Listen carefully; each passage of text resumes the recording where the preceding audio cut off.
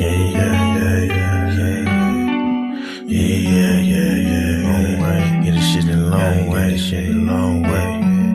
Long way, hit the long way, long way, long way, long way, long way, long way, long way, long way, long way, long way, long way, long way, long way, shit, long way, long shit, long way, long way, long way, long way, long way, long way, shit a long way.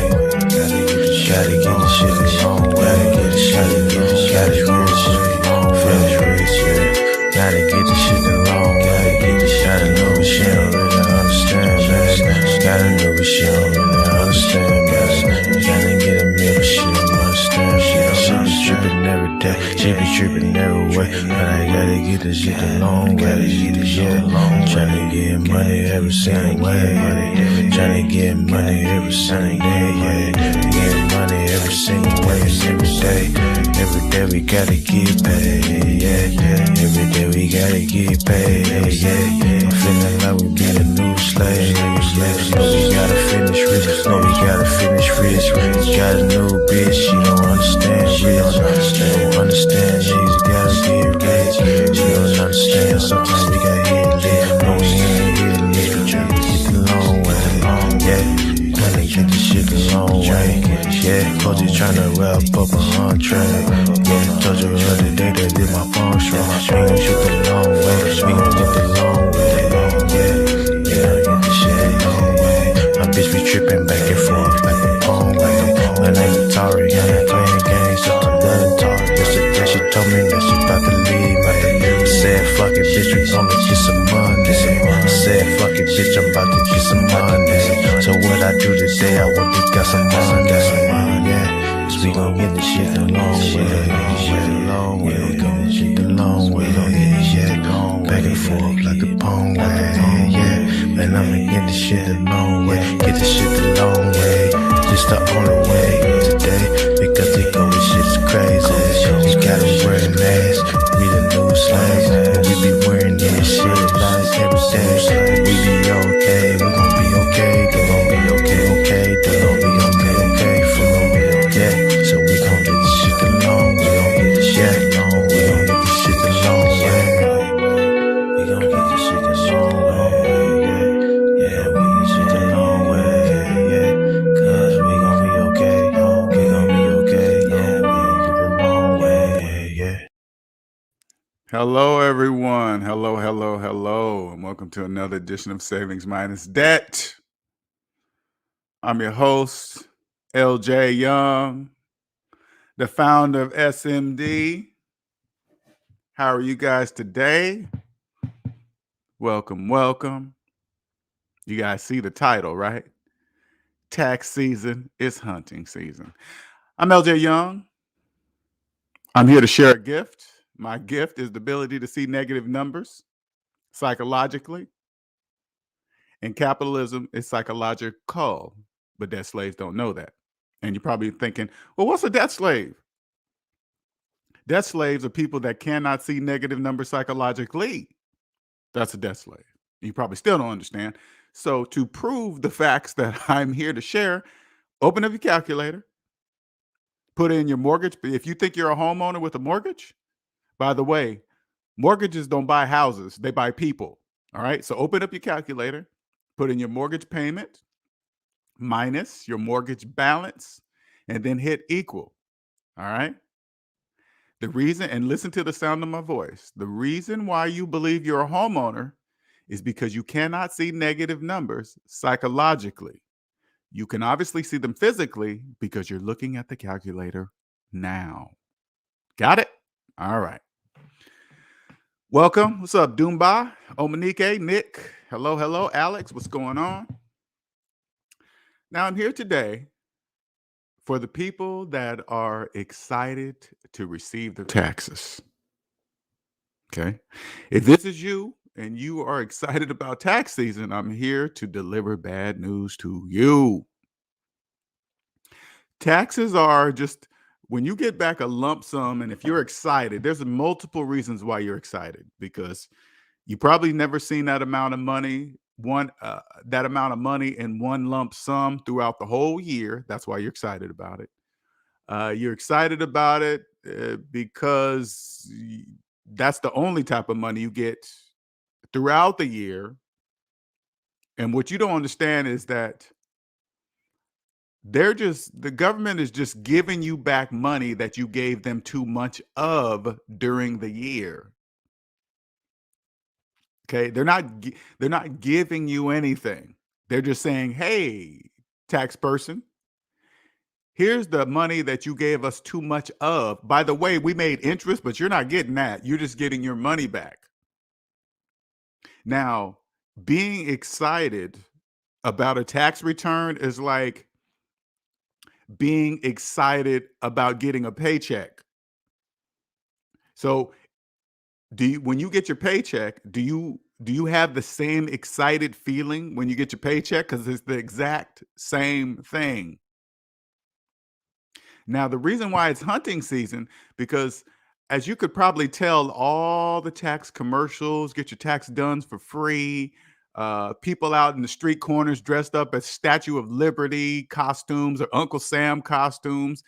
And if that's you that pull into a company because you see they have people, they hire people to stand out on the street corners in costumes, and you pull into that particular company to get your taxes done, they are talking to you for sure,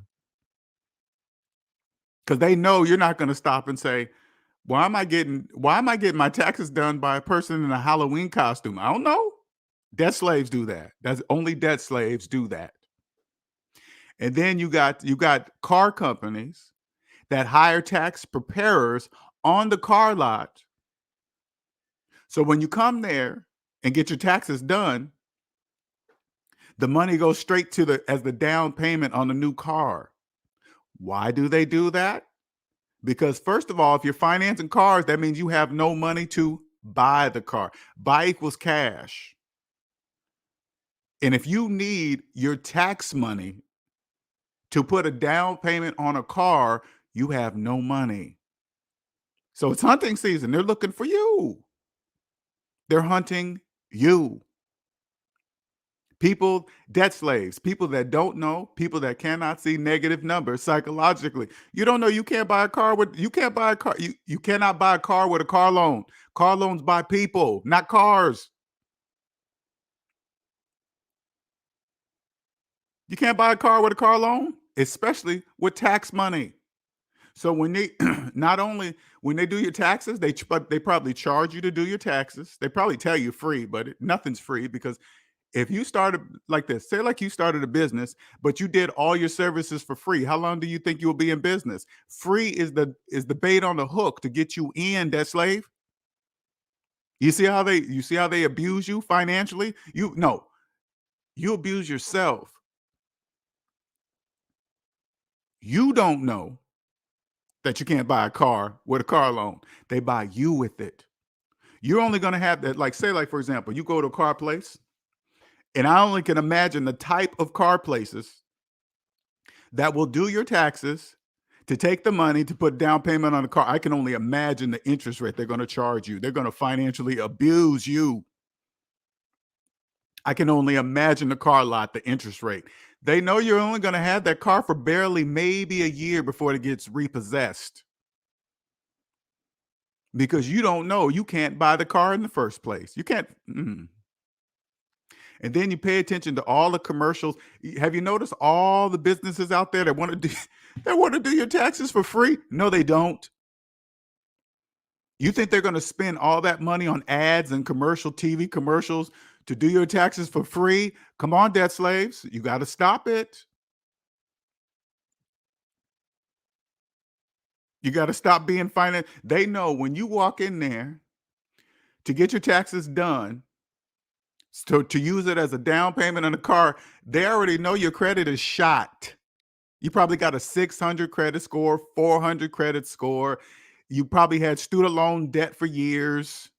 Listen, this is their last shot before May to get your money before before your student loans are back up on your credit reports, before you have to pay them student loans back on May 1st, according to the president. And you're probably thinking in your mind, I better hurry up and get this car before before student loan debt payments are due in May 1st. You're only fooling yourself. You already know student loan payments are coming up on May 1st, but you're trying to rush and get a car before the due date. What happens when the due date hits? You can't afford the car. Repossessed. So you get the car now, show all your friends your new car, which you don't own nothing.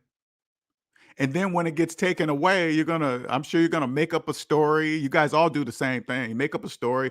Oh, this happened, that happened, the car got this, the car got totaled, or something. You guys are gonna make up a story, only lying to yourself.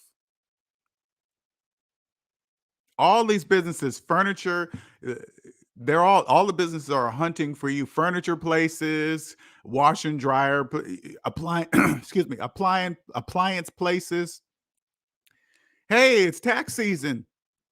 Come here, do your taxes. They're hiring some person that they program to do your taxes. For example, you guys don't know to ask these type of questions of who's ever preparing your taxes. There are the majority of people that prepare tax, they don't have to be certified in shit. You got debt slaves the same as you, just as in debt as you, doing your taxes. They don't know how to do taxes.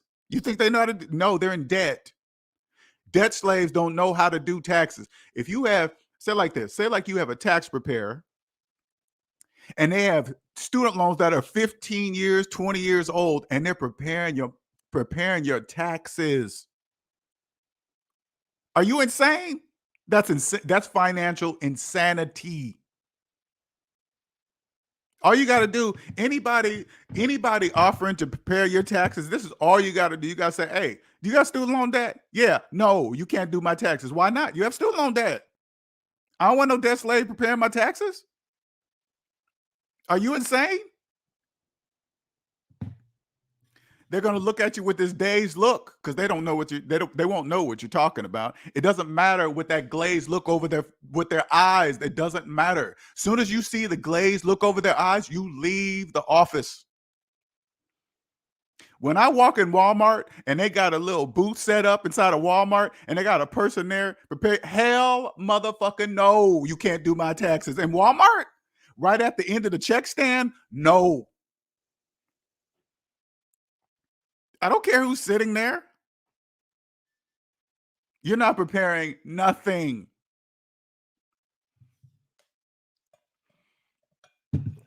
You know who they're there for? Debt slaves. Debt slaves that don't know and they're excited to get back money that they already earned. When you go to work, they're just giving you back your money that you worked for. And you're excited about that? And you're excited about that? You're excited to get back your money that you already worked for.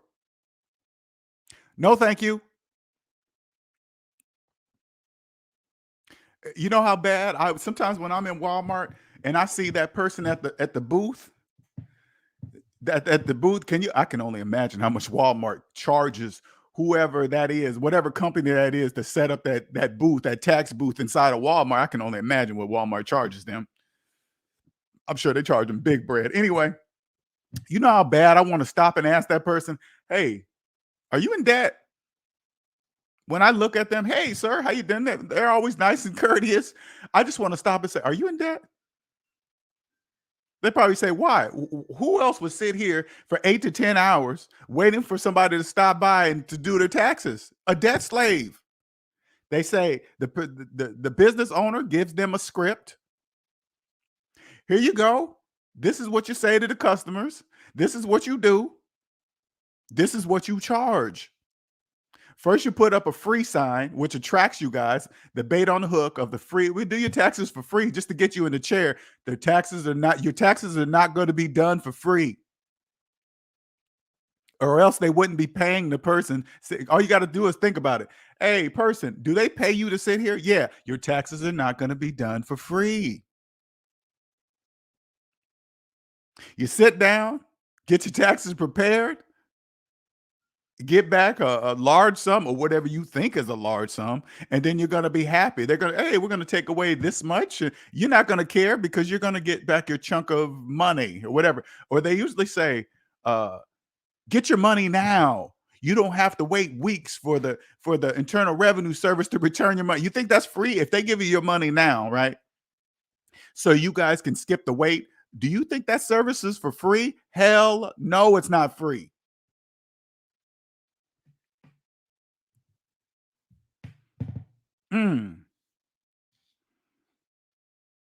It's like imagine you're watching it's like this. Okay, imagine you're watching a wildlife somebody hunting, which is this is so messed up, but it's exactly the same scenario. So imagine you're watching a hunting video on YouTube, and you know how sometimes they'll set up these little feeding places for animals to come to, and the hunters are set up in some kind of camouflage tent up in a tree with a fucking gun or a high powered bow and arrow, and the animals they look like the tree, right? But there's a feeding thing of tons of food. They just stack tons of food, and the animal is just doing what it does, comes up and eats the food. That's you're the animal. It's the same scenario. You say, wow, look at all that food. And then you guys will walk up and start eating on the bananas or the apple or the meat while they're up and then they just shoot you. Then they just shoot you from the camouflage tent. That is so unfair. That's messed up. And just shoot you. That's how they're hunting you. But instead, you know what they're doing? They're shooting your wallets. As soon as they shoot you, and then money shoots out. So like sort of like what's that game? Damn. Where he hits and all the rings pop out. I forgot. Sonic the Hedgehog. They shoot you, but your money falls out like the rings on Sonic the Hedgehog. That's how they do. As soon as you come up, grab the free. The free is the bait. Imagine free being the food, and then you come up and grab it, then they shoot you. But instead, money falls out. But you guys don't know that you're shot or your money is gone. You don't know because you're debt slaves. All you got to do is pay attention to all the commercials that are on TV right now. There's tax commercial after tax commercial after tax commercial, tax ads. You guys are the only excited ones. You guys. You can't see them because they're in camouflage.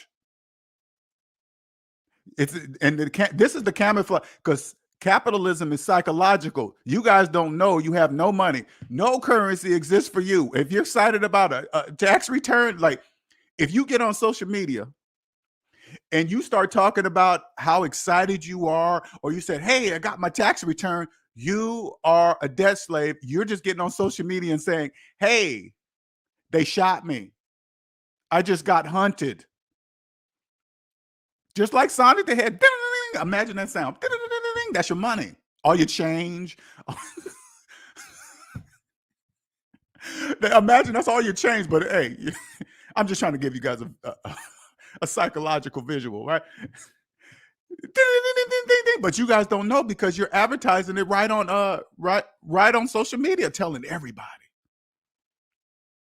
Do you guys understand? There's other SMD family members on social media. Do you guys understand SMD family members on social media know that capitalism is psychological? So when we log into our accounts and see you guys talking about your refund checks, we automatically know you guys are debt slaves and you guys have been hunted. Check out my new car. Or if you hear somebody say something like, hey man, can I borrow some money? I'll get you back when I get my refund check. Oh my God. Debt slaves. You guys be saying that shit out loud on social media for the world to see. Do you understand that? For the world to see. Excited about money. Listen, you guys are excited about money that you worked for. You already worked for that money. and you're excited to get it back, or stop giving so much to the government. Hey, all you got to do is adjust it. This is all you got to do. Okay, so you want that? I'm gonna just give you guys some. I'm gonna give you guys some gym advice. Okay, so if you're a person that's excited about a refund check, this is what I want you to do. This is what you do.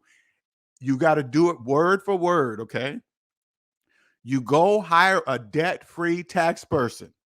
Okay, and I swear to God, just do this. Go find a tax person. I know it's going to be an odd question. It doesn't matter. It doesn't matter how they feel about it. Doesn't matter. You go say, "Hey, tax person, yeah, are you debt free?" And I'm gonna tell you, the ones that will get offended, they're not debt free. The ones that are debt free, they'll wonder, who told you to ask? That's the question they're going to ask you. Who told you to ask me that question? You tell them SMD sent you. LJ from SMD sent you. He said, "Hey," he said, you would know exactly what to do to adjust my taxes to make sure I'm not giving too much money to the IRS during the year." He said you would know what to do. Why? Because you are debt free. And that's it. That way, you will stop embarrassing yourself on social media, excited about your tax returns. Stop telling people out in public, can I borrow some money until I get my taxes, or going down to a car lot and letting them financially abuse you. You got a tax person on a car lot doing your taxes so they can take your taxes, so your tax return can go immediately to them as a down payment on a financed car.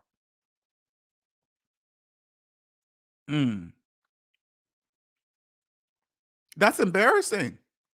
But you don't know that because it's psychological. You don't know you can't buy a car with a car loan. Car loans buy people, not cars.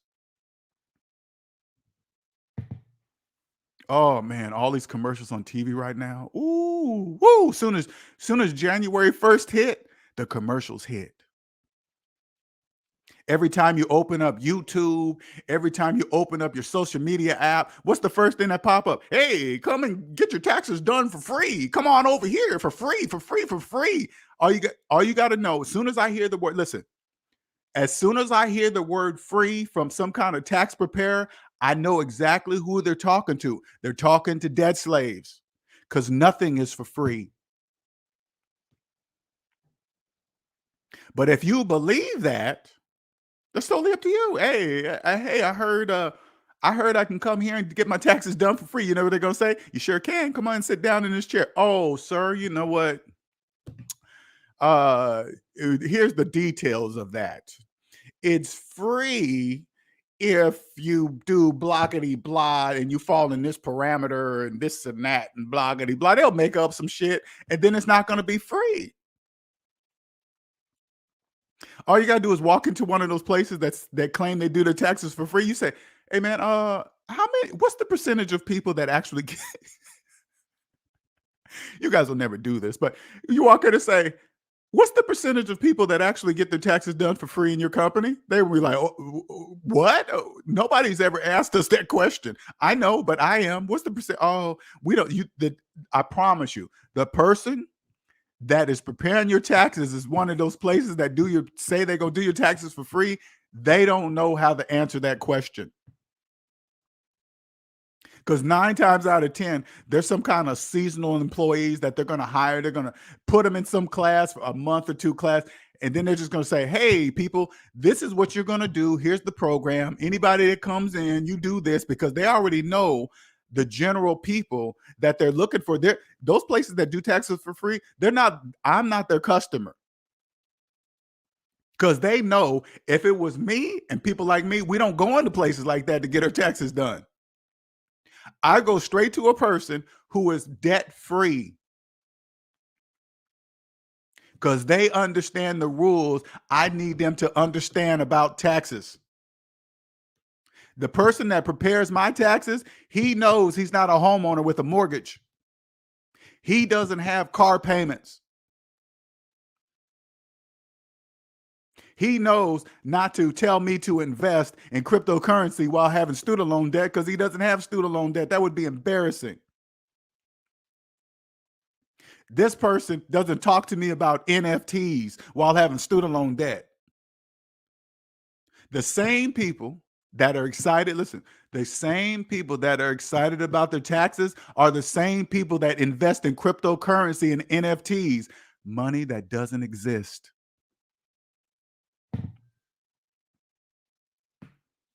Debt slaves, you guys don't know, no currency exists for you. Gold, silver, platinum, diamonds, rubies, whatever you think in your mind. That's why you're excited about a tax return.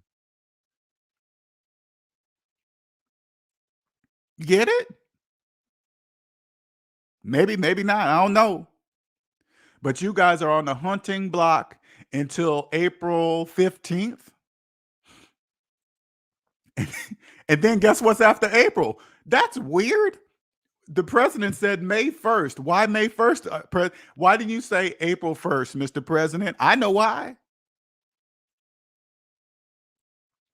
That would have been wrong to do that. May 1st. Got to make sure you guys get all your tax because they already know how you're thinking. I got to hurry up and get this money before these student loan payments are due May 1st, and you guys want to spend it. It's already gone. Half you guys get on social media and tell the whole entire world what you're going to do with your check before you get it. The money's already mentally gone.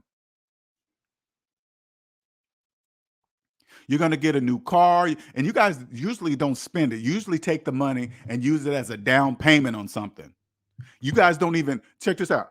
You guys don't even take the money and actually buy something with it. You guys use it as a down payment on something. So you take the money, use all the money on a down payment on something to make even more payments on. You see how no, let me stop saying that. See how they abuse you. See how you abuse yourself? You are no different than the wild animals they hunt on wild animal videos. Do you guys understand that?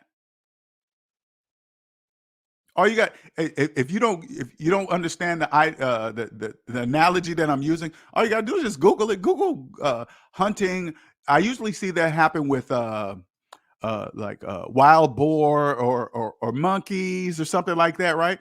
They'll set up this feeding machine that spins and shoots out food or grain or whatever, and the monkeys or the wild boar come in and eat it, while these guys sit up in a camouflage tent in a tree that's same color as the tree with high-powered weapons to shoot them. How hard is that?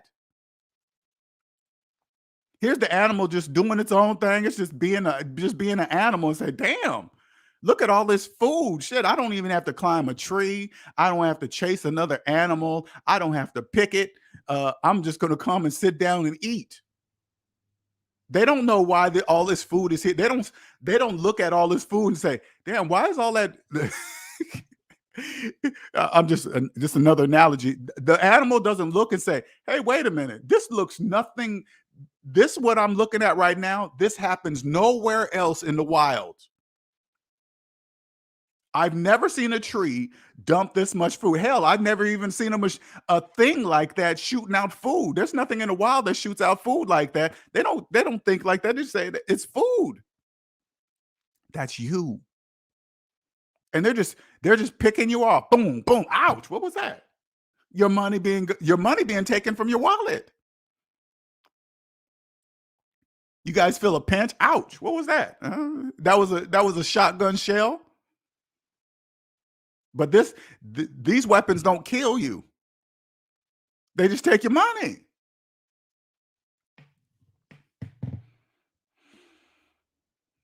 You guys are the ones being hunted. See all those tax commercials that are on TV?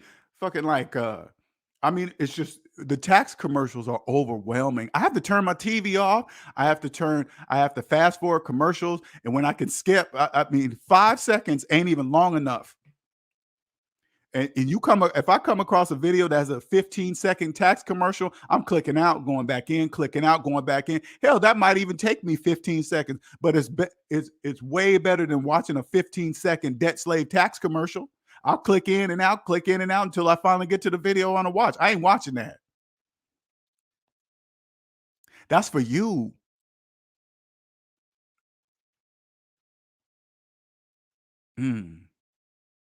Mm, mm, mm. You do it to yourselves. Now, in your defense, right?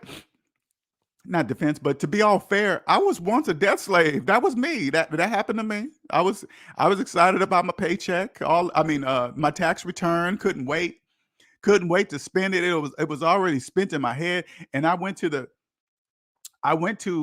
I looked for the tax preparer that could get me back the most money. Be a be it a business or be it a person. Usually, the people that are personal, they usually get you back the biggest tax returns. You know why? Because they do shit that's not even legal. Start claiming stuff that doesn't exist, and they'll say something to you like this: "Oh man, well, the IRS really doesn't look up to this threshold. You keep it under this number, and you can get this amount of money back, and it won't set off red flags to the IRS." You turn to them and say, "Is I don't care about the thresholds, but is what you doing legal?" No, you're fired, because the IRS is not going to come after the preparer. They're coming after you. It's your responsibility to look at your tax return being done and saying, "Wait a minute, you claim that I bought a vacuum cleaner and I used it for a business or something, and I didn't. Well, why'd you put that there?" "Oh, well, the IRS really doesn't look." You're fired. And then you go, and before you file it, you go get your tax redone properly. Because if a person is preparing your taxes and lying on your tax returns, guess what they're doing on their own tax returns? They're lying. Only debt slaves, because they tell you right there, if you lie, you could get fined, prison time. It's a federal crime, blah, blah, blah. Only debt slaves trade the time in their lives for money. Anything that they're doing can easily be mathematically proven. Do you understand that? Nobody gets around the laws of mathematics. Nobody. Of course, the IRS agents can't catch every single person in the United States of America. That's impossible. But why would you risk the time in your life for a few dollars? That's stupid. That's dumb.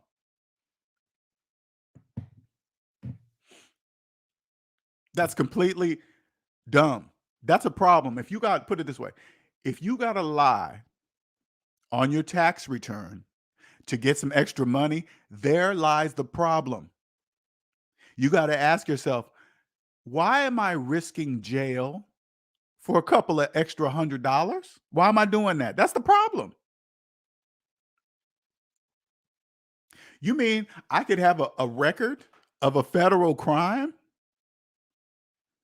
for a couple of extra five, 1,000, whatever?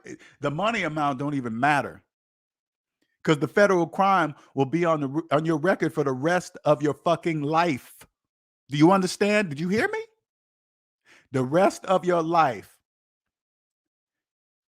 for 500 extra dollars. Come on, man. Hey, debt slaves, only debt slaves do that. Only debt slaves will risk that. Only debt slaves trade the time in their life for money. Only debt slaves are excited about tax returns.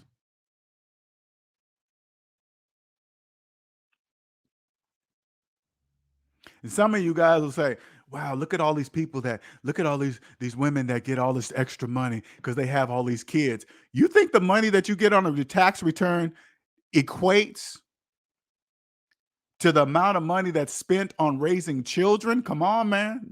Hey, you cannot believe that.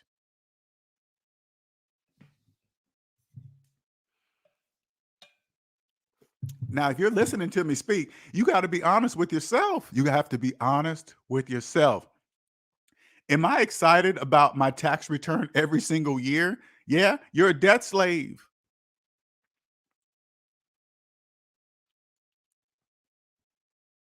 Complete debt slave. Are you cheating on your taxes? Yeah, you're risking the time in your life for some money. This is no different. This is no different than PPP fraud. Why do people do PPP fraud? For money. They tell you right on the application, if you lie, you can go to prison. You're going to be convicted of a federal crime. Same thing.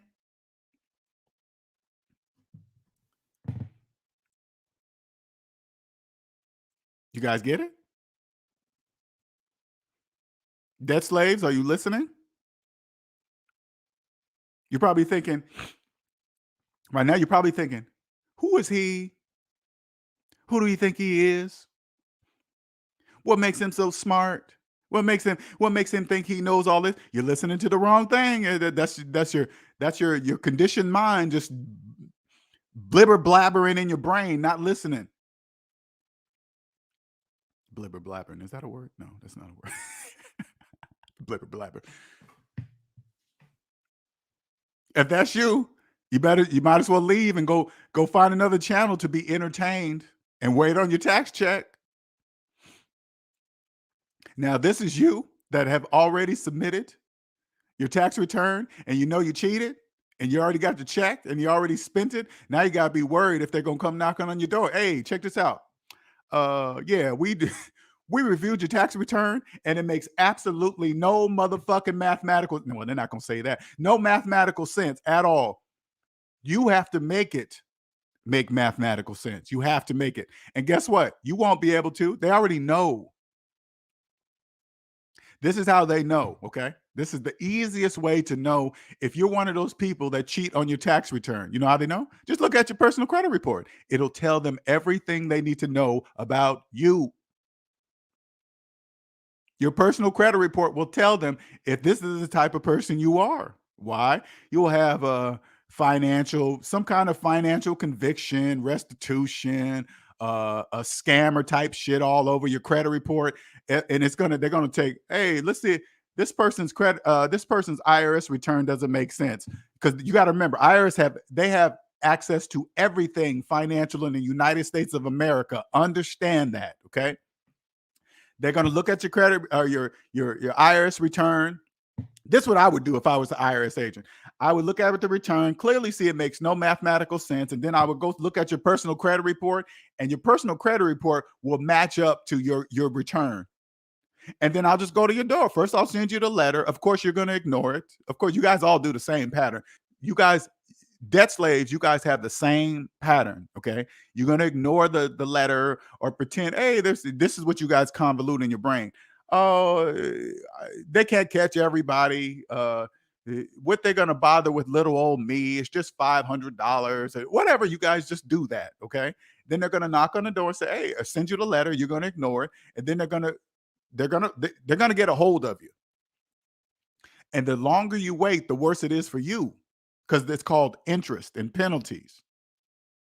Oh, I didn't know that you're going to blame the tax. You're going to blame the tax preparer. Do you know what they're going to say? That's your problem.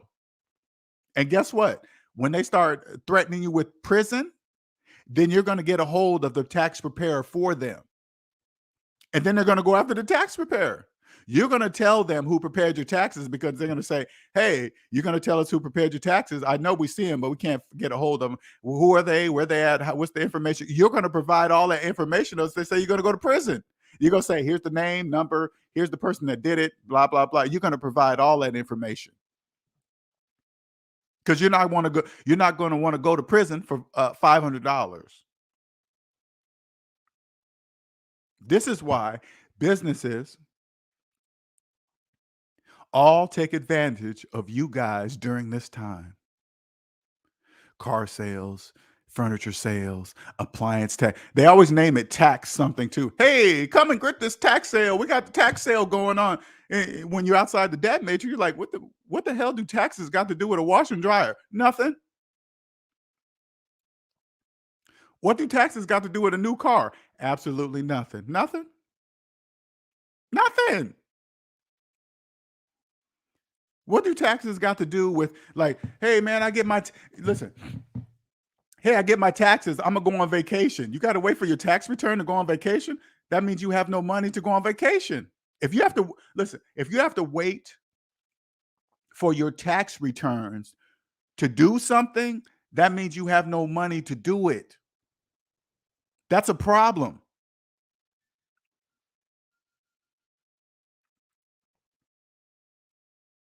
Like, think about it this way too, because you guys think about people and salaries. All you got to do is just listen to the way debt slaves speak. It doesn't matter their career. It doesn't matter what they do. If you hear them say, "Hey, I'm waiting on my tax return," you got to be like, "Oh, the debt slaves. Debt slaves wait on tax money to do something. I can't do this until I get my, hey, I'll pay you back when I get my tax return." That means you have no money. Debt slave?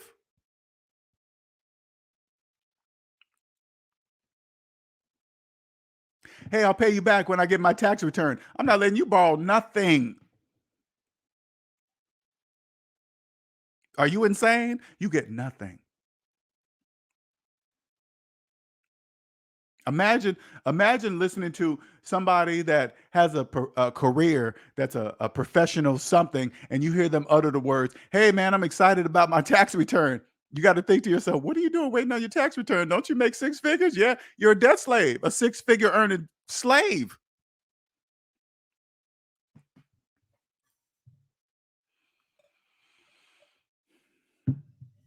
This is what the real crazy part is.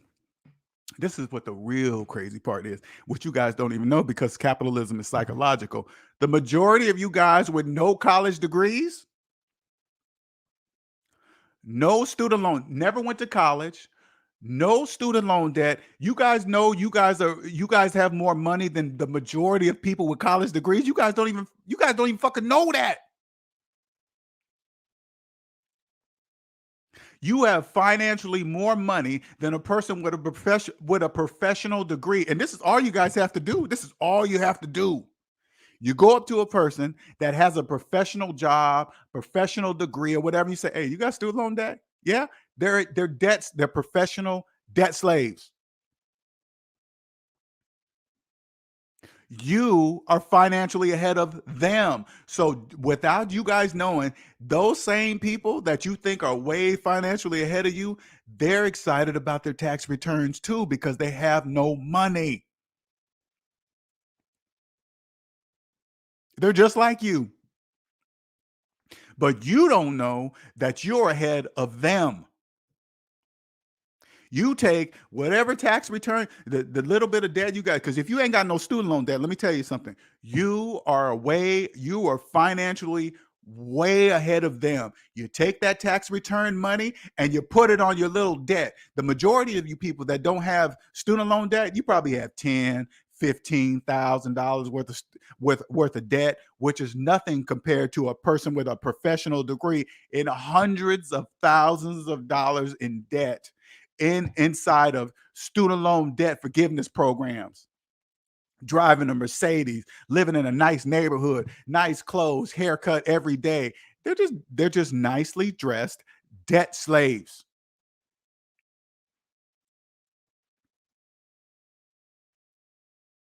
Oh, because listen, this is what you debt slaves do. This is what you guys always do. You guys do the same fucking thing. Hey, what do you do for a living? Oh, I'm a this and that. No, I'm a professional. This and that. And you got debt. You got student loan debt. Yeah. You waiting on your tax return. Yeah. You're debt slaves.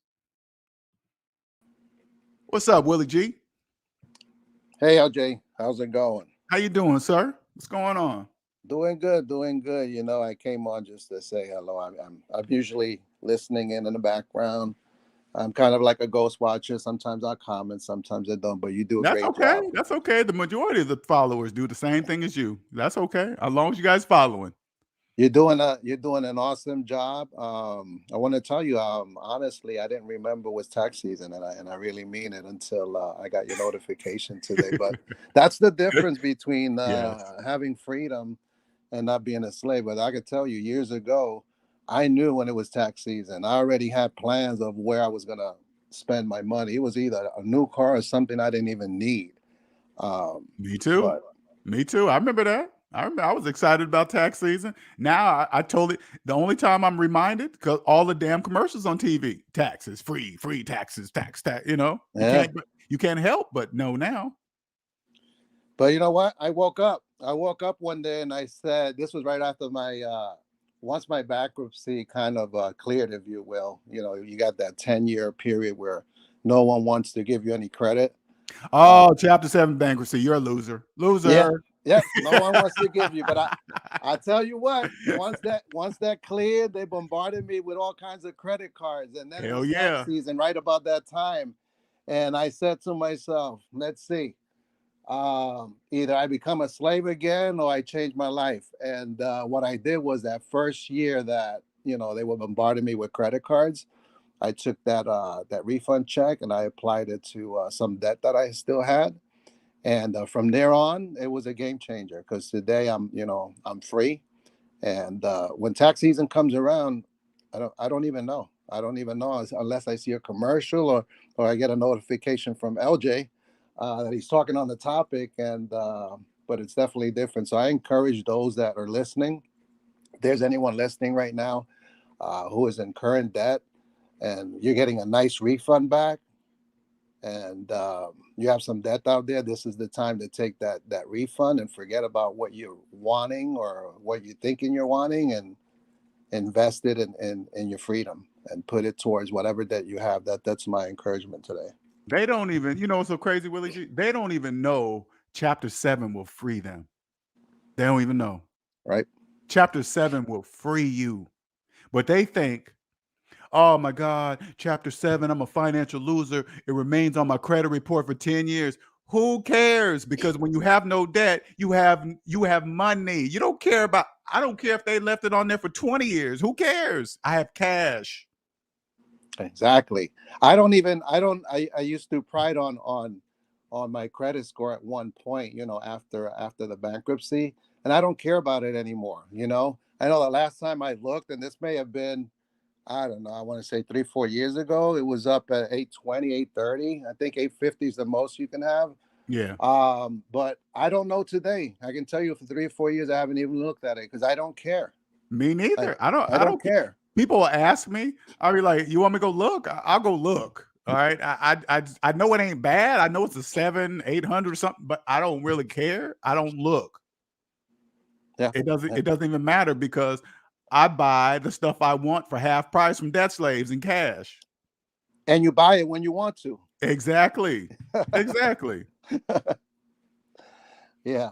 But anyway, yeah, I would just wanted to jump on real quick and give you your flowers. You're doing a great thing, and Appreciate I'm it, a sir. supporter, and I follow you, and just want to make sure that you continue doing what you're doing, and just give you your kudos. You're doing a great job. So Appreciate it, sir. Yeah, the majority of the content now is the members only area now. I don't really do as much free content. I just had to do this one because of tax season. Right. You Yeah. had to. Can't pass it up. No, I can't pay. I can't. That's a big fish. I had to get on that one. I had to get on this one. Had to. Right. All right, LJ. So you have a great Saturday, and talk to you soon. You too, sir. Thank you very much. Thank you for All jumping up. All right. See what I'm saying? And Willie G brings up a good point, okay? Because you guys don't know, debt slaves, you guys don't know, especially right now, Chapter 7 will free you. You go hire a professional lawyer. Don't try to do it yourself.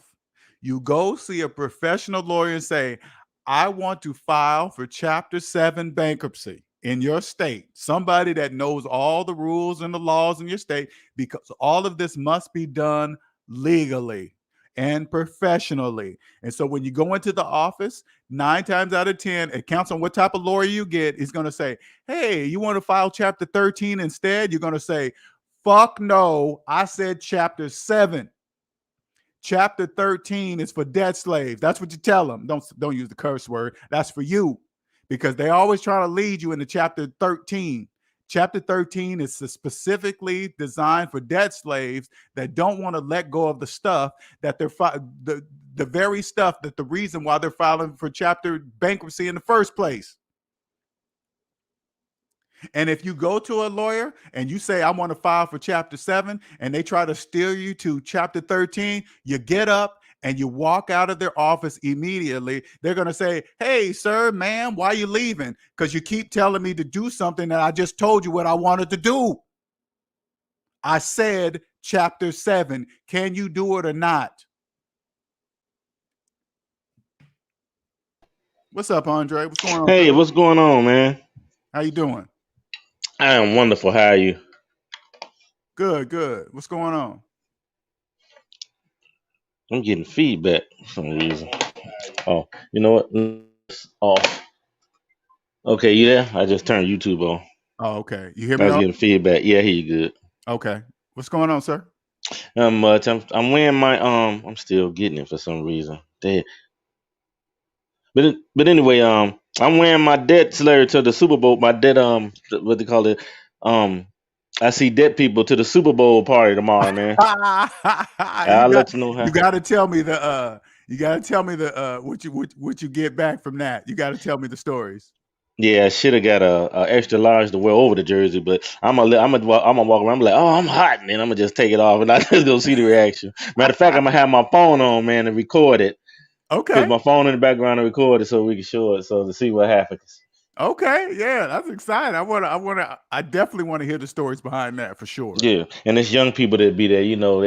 I'm old enough. We got grandkids now that's like in, older teen, like 16 to like 24, 25. So I want to start because I can't wait to start telling the story. I said, man, y'all got an awesome chance to be at a position, man, that you will be rich and be able to retire young, like 35. And man, I'm gonna have a long talk. But yeah, I can't wait. Yeah, I'm to show, excited about it. especially the young people, show them that they determine when they retire, not some mystery entity that tells you that you Hmm. can retire at 65. It's like 65.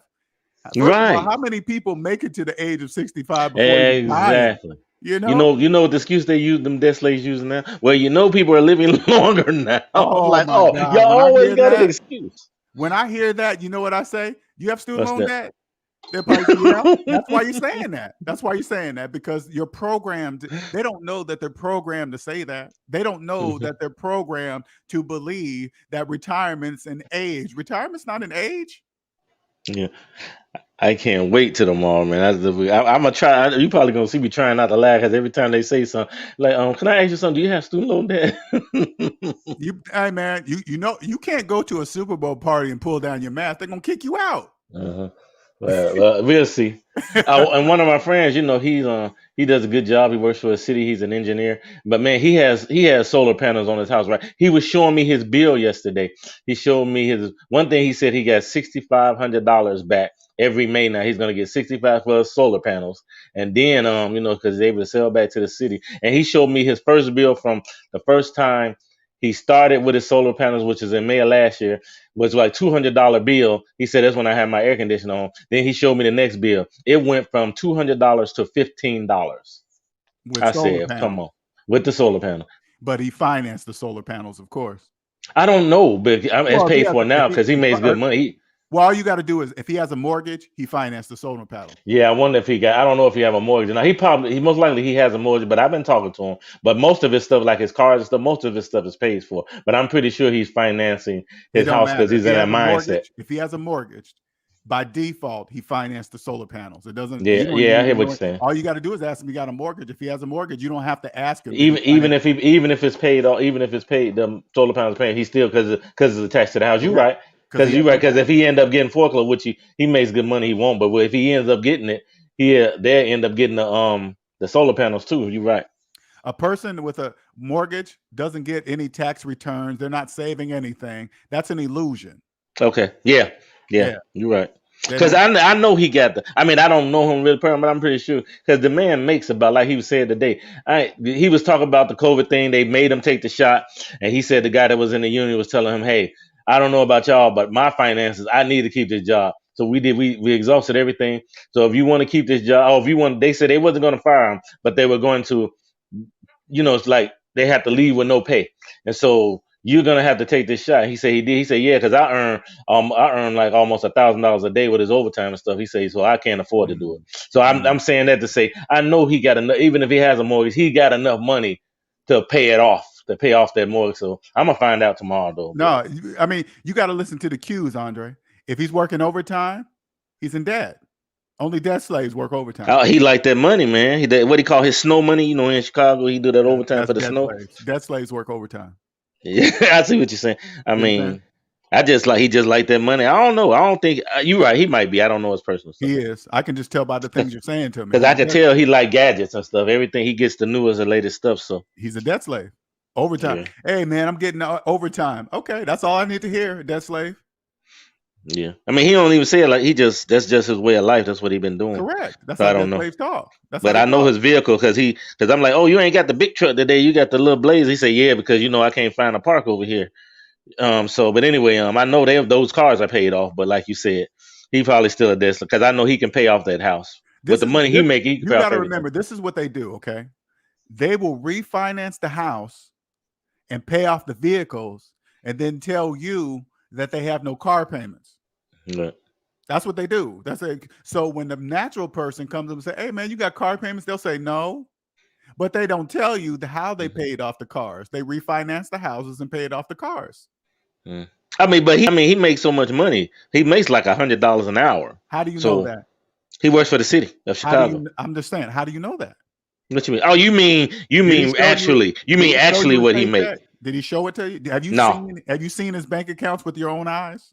I'm going by what the job he does. What they say the average cost. That's what I'm going by. Exactly. I see what you're saying. Exactly. I'm going by what we know he makes. His minimum of what he makes. But you're right. It don't mean. But anything. this guy, okay, it don't mean nothing. I'm getting a return check on the solar panels, and you got a mortgage? Yeah, you ain't getting a return check on nothing. No, nothing. You're right. I mean, you're right. When you said that, you're absolutely right about that. But I'm saying he's in a position where he can. I mean, I didn't get a chance to talk to him and it's crazy because the stuff he do, everything he did in his house, he did instead he can afford. Well, he can pay to have somebody do. He put heater things in his floor. You know how you put them coils on the floor to heat everything. Everything he did his own. He did it himself. So he's one of the ones where he rather do stuff himself than to pay somebody to do it. So he on the right path, but he need to get to the point where he's like you say, he's getting out of debt. I'm gonna talk to him and find out. You know what the bank's gonna say? Hey, thank you for putting heated floors in our house. Thank you. Thank you, yeah. Thank you. You just increased the value of our house. Thank you, Debt Slave. Because I'm pretty sure he probably ain't paying. I'm pretty sure he didn't pay that house. I'm pretty sure. But he was saying, and he was telling me yesterday. I almost asked him about his are you in do you have student? No, he didn't go to college, so he have a student loan debt. But I was going to ask him because he was saying how his house went up so much because of all the stuff he did in the house and everything since he's been there, which it did. But like you said, but the bank, like you said, the bank said thank you very much, and that's the one I'll be talking about. Like you said, I might get kicked out. I'm recording the whole thing. You might see me get thrown out in the snow. All you have to do is say, hey man, do you have a mortgage? And then he's gonna say yes, and then you just leave it. You don't say nothing else. Man, anything else after that. I want them young kids to know though, man, because I'm gonna be telling them and I'm gonna be talking to them. Hey, because like I said, his son, he works for the city of Chicago now too. He got him a job reading meters, and he probably makes about $30 an hour just doing that. So he has a great opportunity to be in a position like you said, to being able to retire, at an early age and stuff like that. And mortgages by people, not houses. Mm-hmm. Now, you like when I get those shirts made, people read those shirts. What do you mean mortgages by people and not houses? Right. The right people will ask the question. The wrong people that won't get it, they won't say nothing. Right. Because all you got to do is like look at this channel when I write in comments, right? Because that I'm gonna get pushback. Somebody gonna sit there and give me some. Well, what about this or what about that? So yeah, I'm gonna say, well, just go to my boy's channel. Let's go to this channel. When they start doing that, if you're there and they start asking those questions, you start talking about the football game. Just leave it alone. Leave it alone. Stay alien, okay? Because I'm gonna get, they're gonna, because people gonna come and you have justify what they're doing. Just leave it alone there, because I like the debate with that. I put it this way, and I tell every SMD family member this. You can pull down your mask in public if you want to. I don't do that. Because I love to talk. And I'm a teacher at heart. I know God blessed me to be a teacher. So that's one of the reasons. If you and I were both at this football game tomorrow, right? And you start pulling down your mask, I'll just sit there and watch the game. I won't say a word. Because God has blessed me. That's my gift. I'm a teacher at heart. Because every time I find out some information, the first thing I do is want to go out and share it. Right. No, I get it. I totally get it. But if you start talking at the football game, guess what I'll be doing? Facing the football game TV. Pretending like I don't even hear you. Don't say, hey, LJ, give me a little help. You don't even do it. Say, hey, there's an LJ right there. I'll be like, LJ who? My name is Linnell. Okay, I won't even. I'll let you stay. I'll let you stay. You know, under the I don't radar even. stuff. Hey, listen, I don't even know who's playing in the football game. But the day it comes on, I'll just pick one of the teams and root for that team. Right. You remember because you asked me a couple of weeks ago. I said I don't know because I ain't been keeping because I've been doing so much stuff. I ain't been keeping up with it. I just found out that it was the Bengals and the Rams. So and I'm going because I was a St. Louis Rams fan. So they LA Rams now, but that's why I'm Right. going for the Rams. But other than that, because if the Bears, Chicago Bears ain't really in it, I don't care too much. But Yeah, anyway, so man. like you say, I don't keep up with that stuff too much. Even the Bulls are doing good, but it's hard for me to keep up because man, I'm trying to get this $5,000 down, man. Especially Get at a Super Bowl game, there is no way in hell I'll pull down my mask at a Super Bowl game. I'm pulling that. Hell I'm because no. I have a heart for young people. I want to pull it because I want them young people, and I want to explain to get them a chance. Man, you at a position where you can be. Don't you want to retire at? I know they're gonna look. Yeah, but that's how I'm gonna do that. Well, if you listen to what I'm saying, do it, and I can prove it to you. Mm-hmm. I mean, because I wanted to get a job working for the city, work for the government. Since I got home, you work for the government. You have no excuses. You can save up money, and and in 10 years, you can probably less than that, where you can buy a Right. house with cash. Matter of fact, the way these houses are now going, you can get with the government. The city of Chicago got these funds where you can buy houses for like $1 now and just fix them up. And Mm. everybody in his family, with his dad and his grandfather and all stuff, they know they contractors and stuff like that. They know how to fix up house. So he has Mm. no, his dad did his house. He have no excuse. You would have a house paid for. You could put them solar panels in there, and then pretty soon you can have your electric car and stuff. You would basically have virtually no bills. That's what I want to teach these young people, and that's where my heart is right now. That's why I You know, appreciate you. Oh, go ahead. I'm sorry. I can imagine in this, like when you hear cities offering stuff like that, that means 9 times out of 10 they probably got some tax incentive type of programs there that they're pushing to so they can Oh, rebuild or whatever, right? LJ, hold on a So, second, please.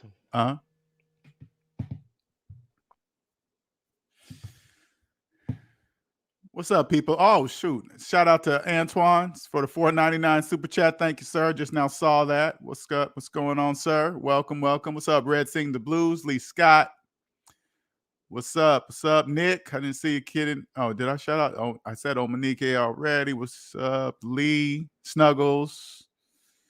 Who else? Demetrius, what's going on? Alonzo, Nicer. Hello, hello. Man. Sorry, I'm back. Sorry about Okay. that. Yeah, no problem. What's going on? This new employer, thank God, this new employer just called me and told me I got the job. So the most money I ever made in my life. Really? Congratulations, man. Thank you. Congratulations. It took some time. I was supposed to have been in the last week class, but 2 weeks ago. But man, I didn't think he was gonna call me today. Because he was just telling me I won't be working till the 21st. Now he's telling me I start Tuesday. So woo, man. How long you been waiting on this decision? I've been waiting on shit about a month now. Oh wow, okay. Because they was training the Chicago public schools. They gave them this because it's called national transportation. They transport students, and we instead of school bus, they're using small vans. So we like about 4 or 5 kids at a time. So it's pretty cool. Okay. Okay. So I'm excited about it. So you'll be able to make the money to pay off that last $5,000. Man, I mean, I'll be making almost double what I've been making doing this gig stuff. Okay. And you said you got 5 G's left. 5G, yeah. This car note, man. Get this car note. Pay off this car note. Okay. Oh, I'm good. So the car note it was what the 5 G's is left. Yeah, man. The car note. Yeah. Okay. Congratulations, man. Congratulations. Thank you very much. Thank you, man, because you've been helping me out, and it's funny how it happened while you're on the phone. I mean, while I'm on the thing with you. So, man, I appreciate it. That's the universe, baby. The universe. Yep. Because man, you're gonna be a new dude. You're gonna be a new dude. I'm excited to say, because I always told me I'm gonna be a millionaire and stuff, but not, saying it and not really, really believing. But now I'm not just believing it, knowing that I'm going to be a millionaire. This is all you got to do is say, "I will be," because I will. You got to remember the words you use. Will means you're willing it to happen. You know what I'm saying? Yeah. That's the word will. I will, because the universe doesn't decipher. If it just listens to the words you say, and then it says, okay, he wants this. This is what he's willing. Okay, I'm gonna help him do this, right? Mm-hmm. But if you're like, oh, I don't know if I can become a millionaire, the universe is gonna be like, well, I guess he doesn't know, so I don't know. Right. Mm-hmm. Exactly. So I appreciate it, man. What you've done for me, all the things you've been teaching me, man. I'm excited. I'm excited about where you going, man. Because man, when you blow up, like you said, people gonna be saying, "Oh, you don't know him. You don't have his personal number. You don't know." Okay, well, I'm be like, whatever. I'm gonna be the. You see this dude you talking to today? I'm gonna be the Mhm. same dude. Same dude. I can tell, yeah, because I get you. Like you say, you are the same who you are because you ain't nothing gonna be no different. No reason to be different. Right here, math is always gonna be the same. Mhm. Always. Yeah, looking at them pictures and stuff, they be like, "Wait a minute, is that Savings Minus? That's what you hey, you know him stuff? Where you see him at? You know, oh, I know him person. What you know him? Yeah." Like right now, the reason why I haven't been on camera that much, I'm growing a full beard. Right? People don't. Oh, And man, I'm trying to too. I'm growing a full beard. Right? And the next time you guys see me, you're gonna see me with a full beard. It's gonna be totally different. Hello? Yeah, I got this gray, man. So it's great, and it's coming out so all over the place. So I have to keep trimming it down because it looks too wild. But I Right. guess Right. once I train it, it'll get better. Yeah, this is my first time wearing a full beard, so I gotta Mhm. learn how to train it and treat it, and because mine is gray and it's pepper, so it's both Yeah, gray and black. So, I got mostly it's pepper, but it's mostly gray with a few black in it. But uh, and it's but I don't. Do clear you that the gray hair grows different than the black hair. right? Clearly. Do you use stuff on? Do you use anything for your beard? Not yet. I mean, I wash it and treat it like I would my hair on my head, but Right. when I have hair on my head, and I just comb it a lot, and I watch videos to kind of just like what do I do to train it and treat it and make it look healthy and stuff like that. So it's all Right. new to me.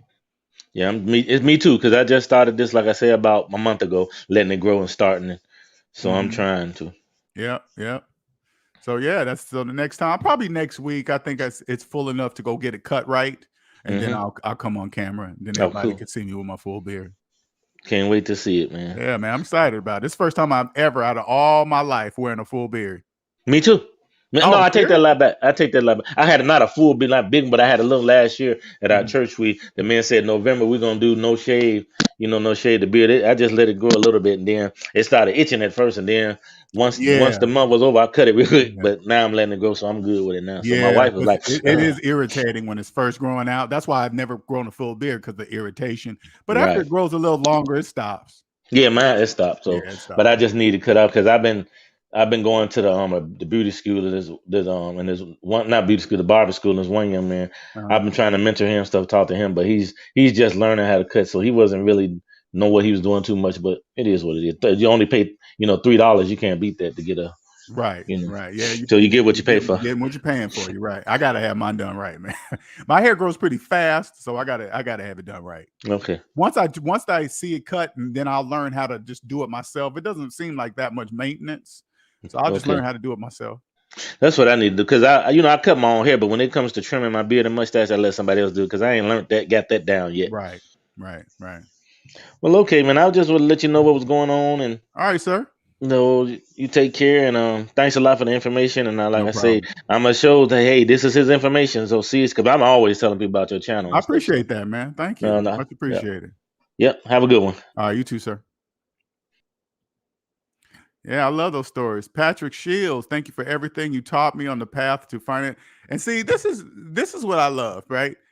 This is the first time I've ever seen Patrick Shields, right? But I know I got the regular SMD family members that talk on a regular basis, but I guarantee you there's more in the background that say nothing. And I'm cool with that. I'm not saying that you have to, as long as you're following and you're learning. And moments like these, when you guys come up and tell me out the blue that I've helped you in some way or I've helped you change. That's fuel for me to let me know that I'm for sure going in the right direction. I know I'm changing lives. I know I am, right? But when you guys let me know just with a comment, hey man, the same thing. Much appreciated. Like my man Antoine right here. I don't know if you heard the story. He didn't even like me at first. We laugh about it today. Who is this guy think he is? Calling me a slave and blah, blah, blah. And then all of a sudden he started, wait a minute, but he's right. Wait a minute. Why am I mad at something that he's right? We just laugh about it, right? It's just funny. That's how it happens. It just, man, I'm debt free, have money coming in, legit. Congratulations. Congratulations. That's what I'm talking about. S&B family members, congratulations, congratulate, because we all know what it takes to become debt free. We all know it takes sacrifice. It takes like that move alone. And I want, especially like Patrick, I want you to understand, by you becoming debt free, you now have more money than millions of people in the United States of America. I don't care if you have $5 in your savings account, $5. You have more money than millions of people in America. Now, you can't go up to a debt slave and say, hey, debt slave, I have $5 in my bank account. I have more money than you. They're going to look at you like you're crazy. What are you talking about? $5. No, man, I got $2,000 saved in my account. You got student loan debt? Yeah. You don't got $2,000 in your account? No, you don't. No, you don't. You don't have $2,000 in your savings account. Understand that you are financially ahead of millions. Millions. Understand that. And really, really soak that in, that you're ahead of them all.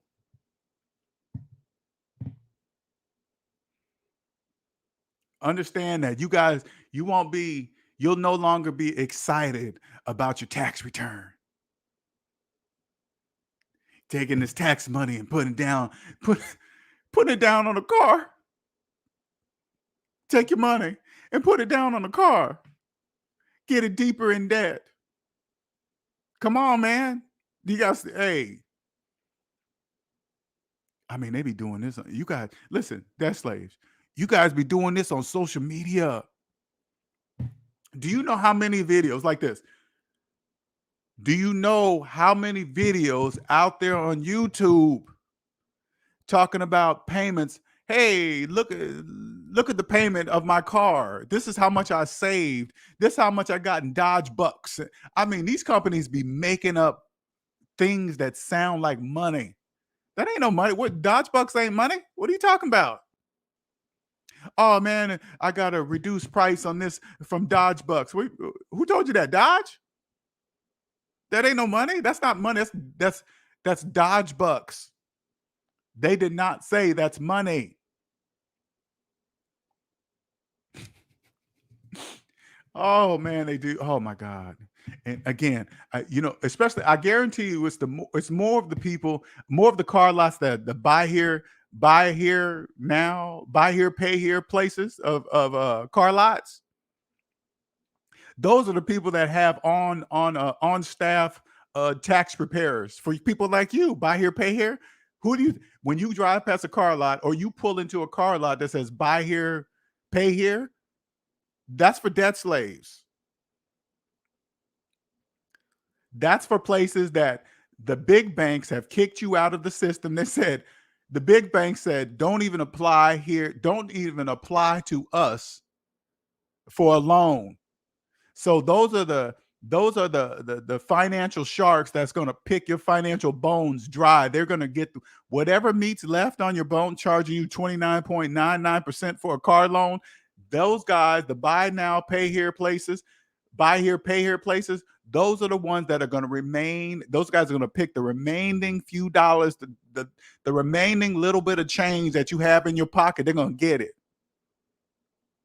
They're going to finance a car for you at 29.99%, because those places, they usually have like, I couldn't believe this when I heard this, right? I couldn't believe it.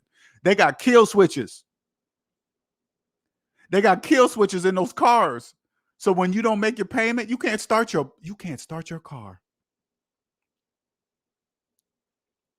And if you drive around and you got a kill switch in your car, that is a problem.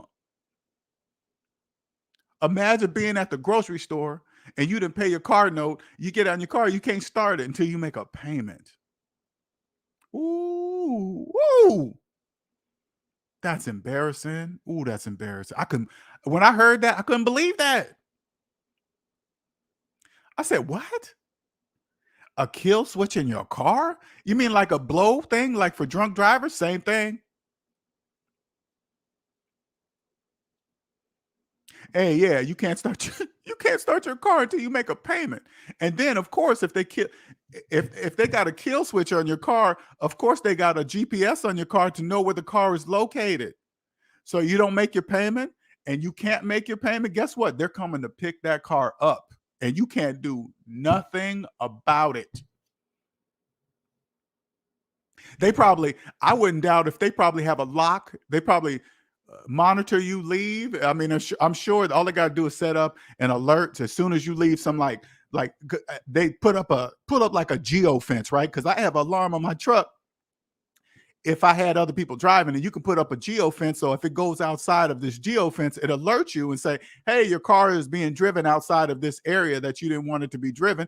It gets them an alert. You go to the store, they just watch you go to the store. Of course, give you a few minutes. Obviously, going to the grocery store, you're gonna get out, see that you park, give it about 5 minutes for you to get out the car, lock that shit up, kill it, and lock it so you can't get in and destroy it. You can't unlock it, you can't get in it. And you're done. You're toast. The tow truck's being sent on the way. You can't do nothing about it.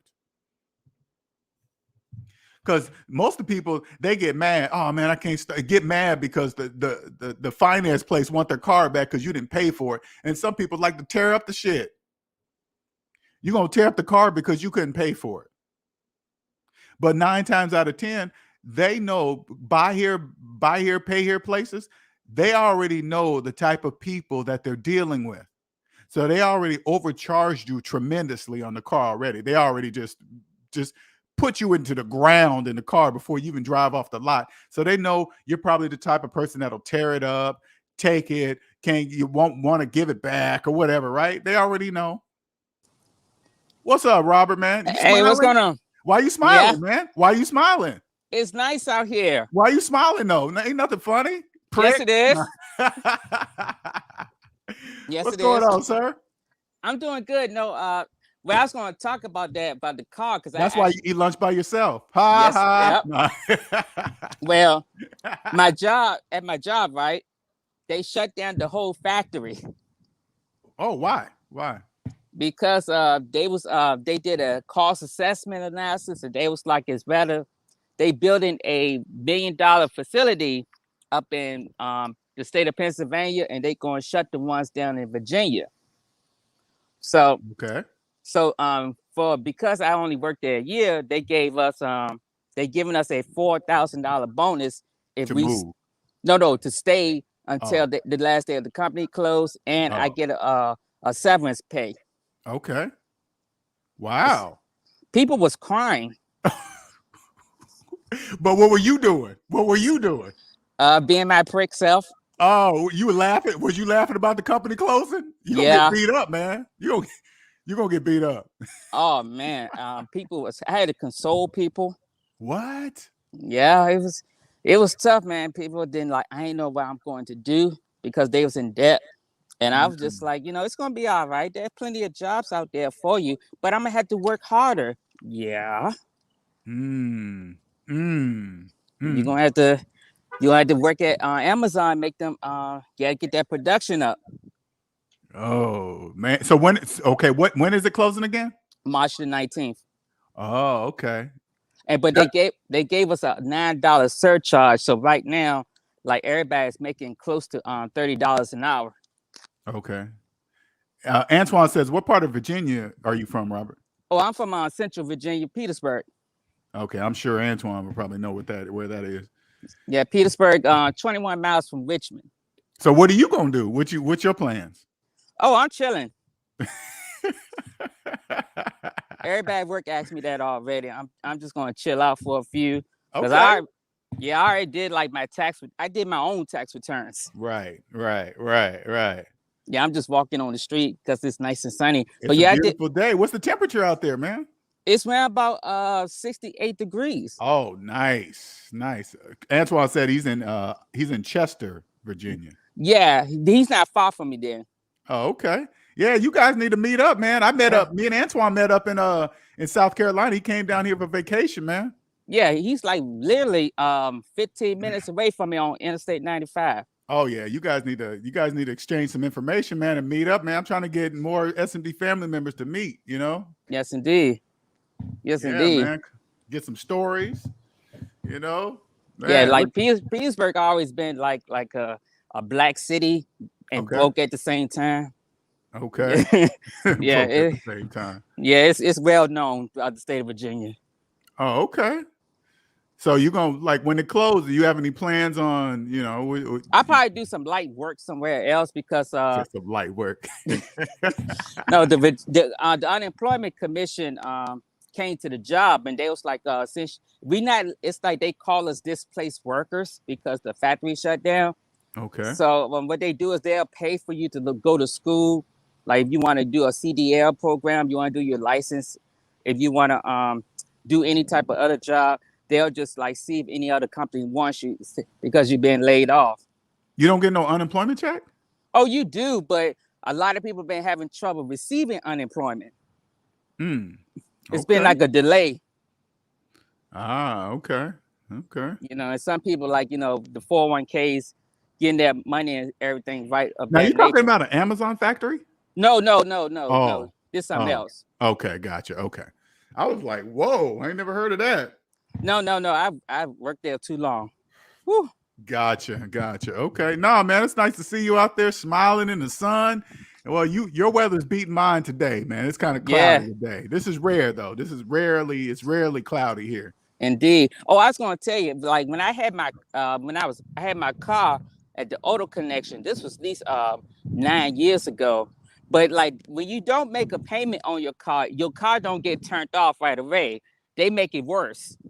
What do you mean make it worse? What they do? When you forget to make a car payment, like when you drive and you turn your car off, it'll make a loud sound to remind you that you need to make a payment. It's like a bell that rings repeatedly. It goes off inside your car to remind you. Oh my God. So you have a week of that. A week of what? Of that sound? Yes. I mean, constantly or just a whole bunch of times when you start your car up or what? No, every time you start your car up, you'll hear it. Every time you turn your car off, you hear it. Oh my God. And then let's say a week later, you don't make a payment, then it goes to like the warning effect. Like, for example, when it's like danger, when a danger theme or a warning sound, it'd be like ding, ding. Warning, ding. debt slave, warning, debt slave.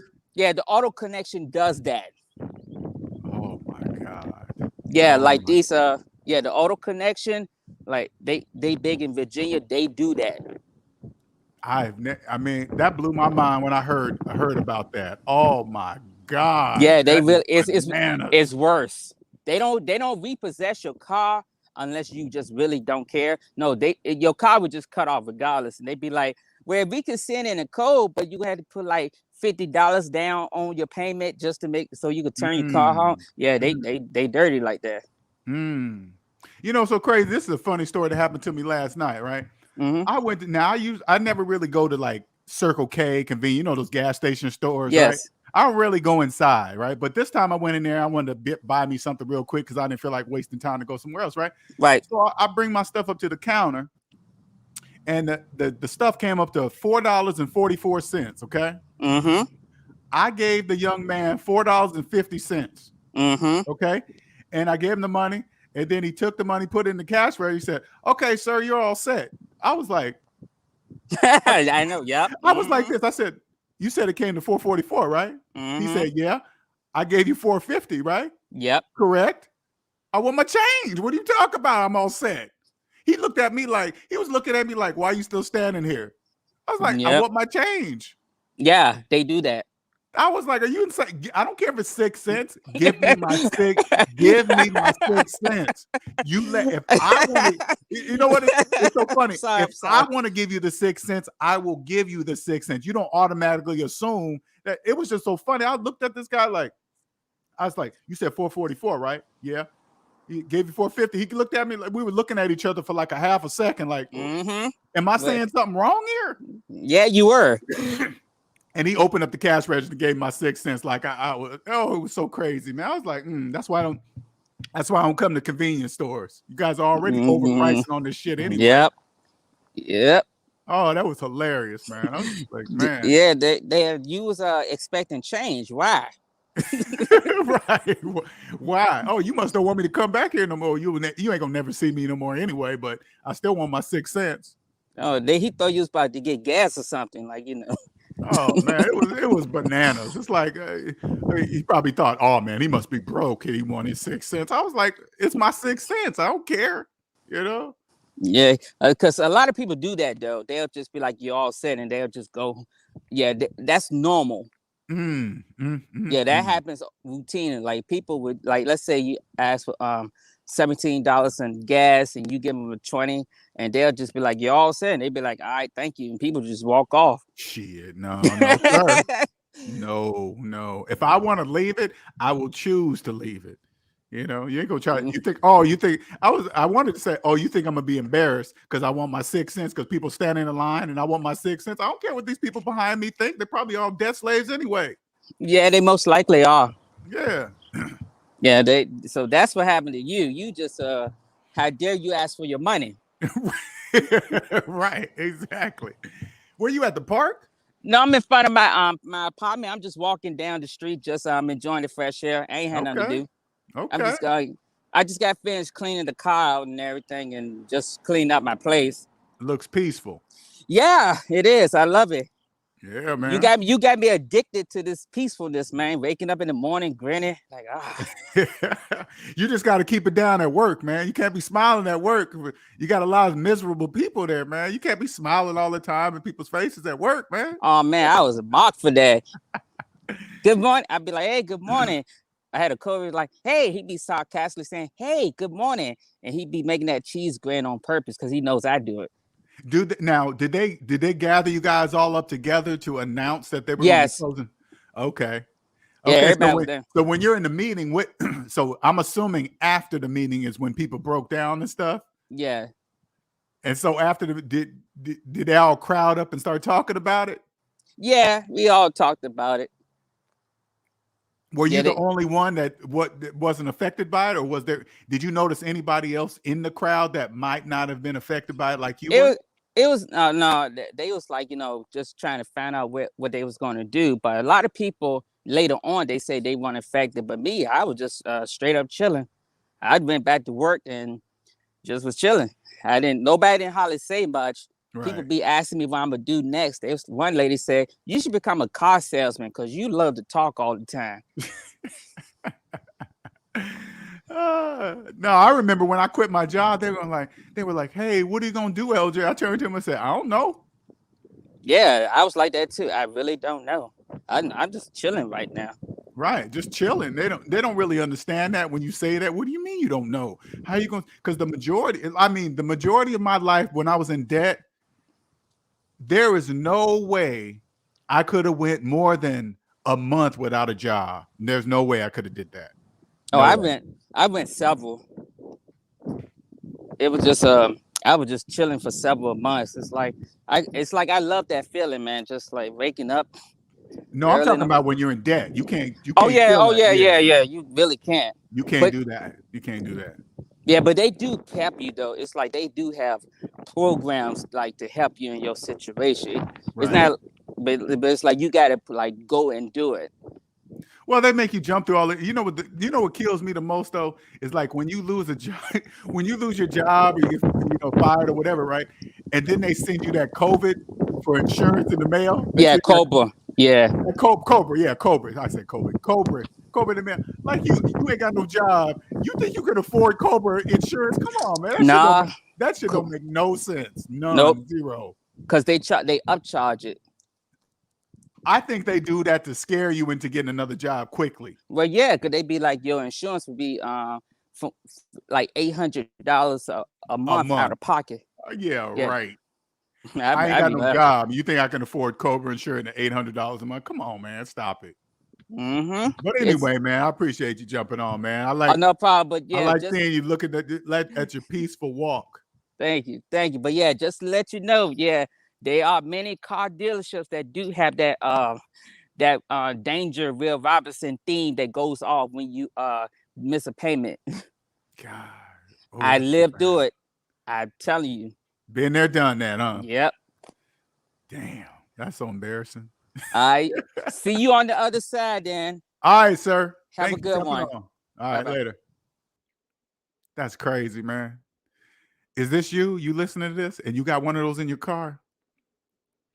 If you are taking your tax return and you take it into one of those buy here, pay here places, and they put one of those devices in your car, that's a red flag. That's a red flag. That's a big problem. You got a tracking device in your car.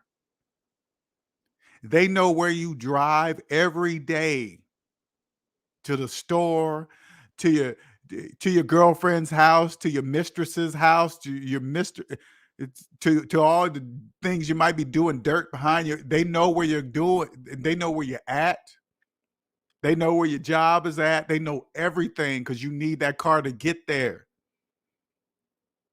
Can you imagine? Like a kid, but you're a grown up. Ooh, woo. That's called financial prison, where you're being tracked like a kid because you're not responsible. So they treat you accordingly. Oh yeah, by the way, if you finance this car here, we're going to have a tracking device in your car. So we're going to, okay, and you sign up anyway? Oh, okay. That's a problem. You're a debt slave. Only debt slaves do that. If somebody asks you, hey, what's the interest rate in your car? And you don't know, that's a problem. Not only if you got your, even worse, if you got your taxes done at the buy here, pay here car place, and you got a tracking device in your car, just tracking you. Hey, Antoine, just like a slave, like a low down, dirty debt slave, low down, dirty ass debt slave. That's dirty. Can you imagine you out on a date? You going to pick up your date. You guys get in the car, and then you hear, they're going to say, what's that sound? Are you going to tell them? What's that sound? How come your car makes that sound every time we get ready to go somewhere? What's that sound?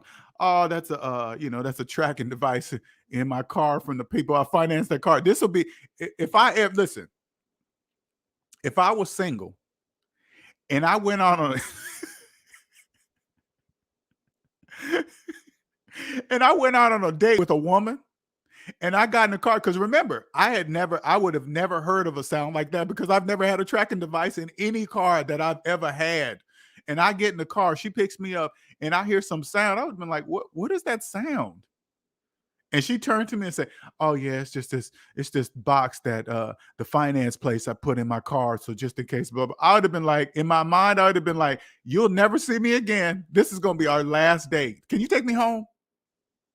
Or no, can you take me to my car? Because you're not even going to know where I live. Because you're never going to see me again. And I'm not gonna ghost you. I'm going to tell you that you're not going to see me again. You're never going to see me again. I'm gonna tell you. So I'm not gonna leave you wondering and saying, hey, what happened? We had such a good time on the phone and we was doing this. And now I'm gonna tell you why you're not seeing me again, LJ. You got a tracking device in your car. Shout out to NYC. LJ is hilarious, but it's serious at the same time. That's why I love it, NYC.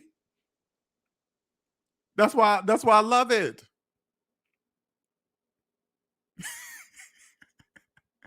Oh my God, we were on the phone and we were getting sexual and blah, blah, blah. Now he doesn't want any sex. No. Why not? I don't have sex with debt slaves. I'm going to just tell you. I'm going to tell you that. I don't have sex with debt slaves. No. You think I'm a risk my financial life on a thin piece of rubber condom? No, I'm not. No. Condoms are not 100% guaranteed of nothing and responsible for nothing. They're not responsible if it breaks or there's a hole in it. It might run through the factory, and all it takes is a pinhole to poke through the condom, and now you impregnated a debt slave. Hell no. Your car makes sounds. Your car makes sounds that I've never heard in my life, and I don't want to hear them again. Sorry, debt slave. Sorry.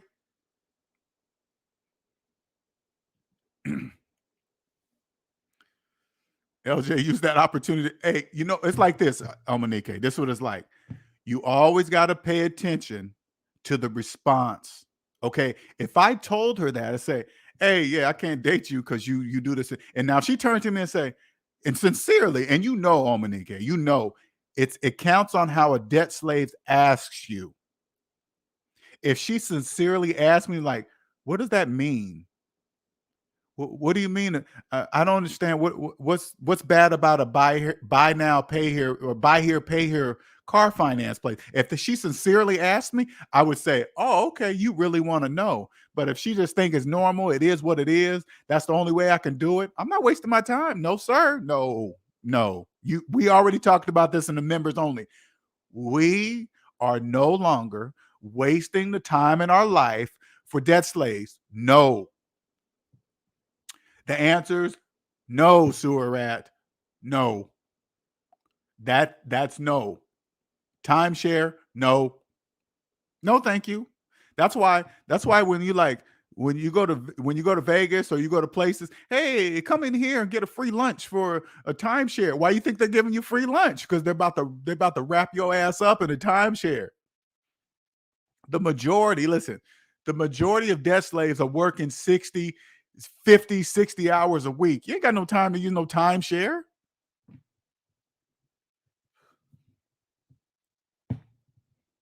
And they probably offering timeshares around tax time too. They probably offering tax. Hey, use your tax return to put down on the timeshare. He said making debt pay. And that's messed up, man.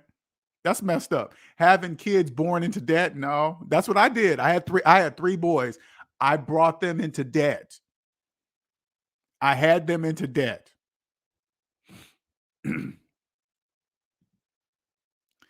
Get my number from L. Okay, yeah. Thank you, Antoine, for shooting that out. I'll shoot my number to Andre. Or to Robert, excuse me. Robert. I'm looking at Andre's name next up here. What about the device that shut down your vehicle if you... That's what we're talking about, Andre. That's what you're talking about. I'll shoot your number to Robert, man. You guys, and like I said, we were talking about this in the members only area too, right? We're talking about this. We're gonna eventually. One day it's gonna be large SMD meetings where we're gonna come across from the world, get to have these meetings and share stories. And this is what I'm excited about. When we come together from all over the world, different SMD family members coming from different capitalist countries, and we come together and start sharing our stories. Ooh wee! Ooh, I'm so excited about that. Oh, I'm so excited about that. So excited. Hey, LJ, thanks to you, I'm soon going to be $3,000 away from not being a conscious debt slave. Congratulations, Dorian. Congratulations.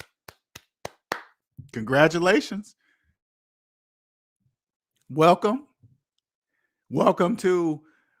to owning yourself, Dorian. You're $3,000 away, Dorian, from owning yourself.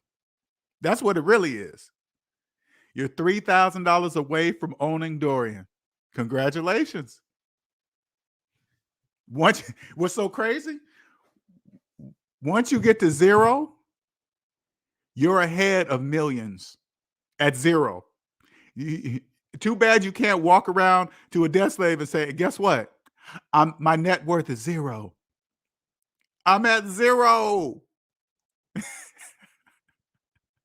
They're going to be like, why are you saying that? I have several clients, right, that I have monthly calls with, okay? Monthly calls.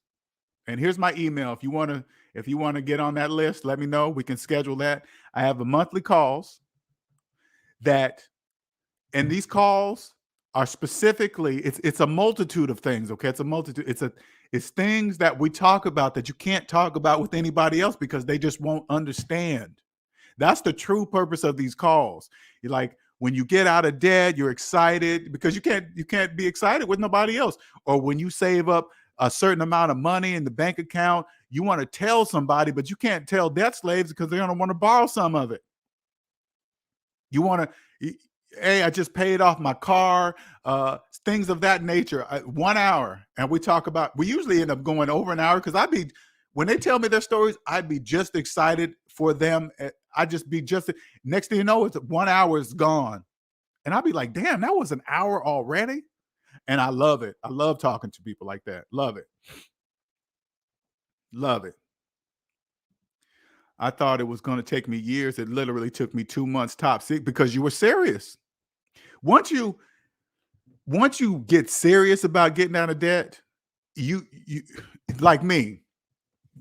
At first, I thought it was going to take, because I was in deep, but luckily I had a big shovel, meaning that I had a large salary. Okay. Luckily I had a large salary, but I thought it was going to take more years. It took me 2 years. Okay. It took me 2 years, but I started thinking of more and more ways that I said, wait a minute, if I move out of this place, if I reduce my phone bill, if I reduce my insurance bill, this is the thing I do. This is the blueprint I make for people. I not only do I give them the blueprint on how to get out of debt, I show them how to have the same types of services that they use right now, but at a much cheaper rate. Things that I discovered. I remember, okay, let me give you an example. Car insurance, right? I used to pay from month to month, right? And as I'm getting out of debt, I called my insurance company. I actually looked at my insurance bill, and I remember seeing an $11 charge on there, okay? And so I called up my insurance company. I said, what is this $11 charge that I get every month? Oh, that's the fee we charge you for making monthly payments on your insurance. I was like, what? I said, how do I get rid of that $11 charge? Oh, by paying your insurance every 6 months in full. I said, that's what I'm going to do. Pay it every 6 months. Save me money. I know $11 a month, but you add up $11 times 6, $11 times 12. That's how much you save. And you go by the year, not by the month. And I said, whoa. Okay, where else can I do that? Went to my phone bill, went to this, went to that. There's so many different ways that I help clients that didn't even know that they can get the same service for a quarter of the price. Like the majority of people have $100 plus a month cell phone bills. Those days been over for years. $100 a month for a cell phone bill, that shit been over for years. But debt slaves don't know that. They don't know that. Man, congratulations, Dorian. Ahead of millions. See what I'm saying? I love it, man. Tell them, SMD family. Tell them, man. Tell them. Because it don't, you tell everybody, hey, my net worth is 0. You think, oh, debt slaves are going to think you're a loser. It's 0. Oh, my net worth is this is how they do it. They'll break out their financial portfolio. They'll break out their financial portfolio and start talking about the equity, start adding the equity of things that they don't own into their financial portfolio net worth. Are you a crazy debt slave? You think you own something, the equity in something that you didn't even have the money to buy? That's why you're excited about your tax return, debt slave, because you think there's equity. They believe equity's money. Equity's not money. Who told you that? The bank? You don't own nothing. You don't own nothing, debt slave. And they got financial professionals doing financial portfolios for people, saying that their net worth is this because they're adding in the equity inside of their financial portfolios of properties that they don't even own. And the debt slaves are paying them for that information. Sorry, debt slave, whatever. When I first heard about the device from someone who had it back in 2000, and their car note for a used vehicle was over $400 a month. It took some sacrifice, but and that's the important part, Dorian. It takes sacrifice. Something millions of people will not do. And I want you to make sure you understand what you've achieved. You've done the sacrifice to get here, to understand, to even be part of the SMD family. In order to get here, it takes sacrifice. If you're not willing to do the sacrifice, you can't be here. You can't be here. I work a job and I have a side hustle too. I better believe it.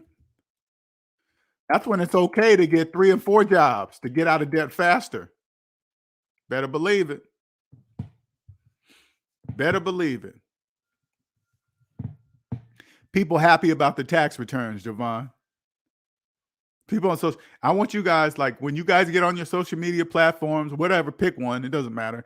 They're all excited about the tax returns, all right? Go to Facebook. That's where you see the majority of the debt slaves happy about their tax returns, telling you what they're going to do with their tax return. All you got to do is go to the and just watch. And then when they make the statement, I want you guys to read the comments under those statements. Those are all the people that are debt slaves too. Talking about, hey man, where can I invest my tax return money? Then other debt slaves will say, hey, you take that money, invest it in cryptocurrency or NFTs or whatever. Just more debt slaves speak. I'm making plans for next tax seasons via donations, making donations as a debt-free lady. Yep. Hey, tax returns, tax write-offs.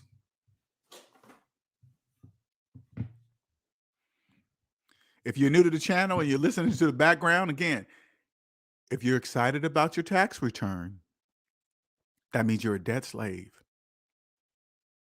Okay. If you've announced this, that's what you need to do. If you've done it already, if you've said anything about being excited about your tax return, if you've done something, go to your social media and erase it ASAP. Now, don't get me wrong. If I see somebody on social media saying that, I'm not going to say anything. I'm not going to make a comment. I'm not going to say that's like pulling down my mask in front of debt slaves. I'm not doing none of that. This is for you. Don't embarrass yourself. Even if you're telling your friends, don't say another word about being happy about your tax return. You're waiting on it. You'll pay them back. Can I borrow some money and pay you back when I get my tax return? Stop doing that immediately. Stop. Because what you're saying out loud, you don't know. Hey, everybody, I'm a debt slave. And I don't even know it. That's what you're saying. That's what you're saying. Here, let me give you another example too. This is what it's like becoming an SMD family member. Your self-confidence and self-worth goes through the fucking roof.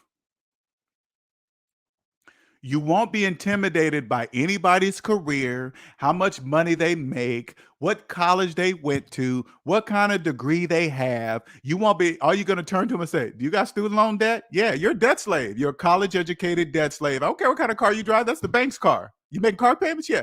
The bank lets you drive it as long as you make payments to them. That's their car. That's their house.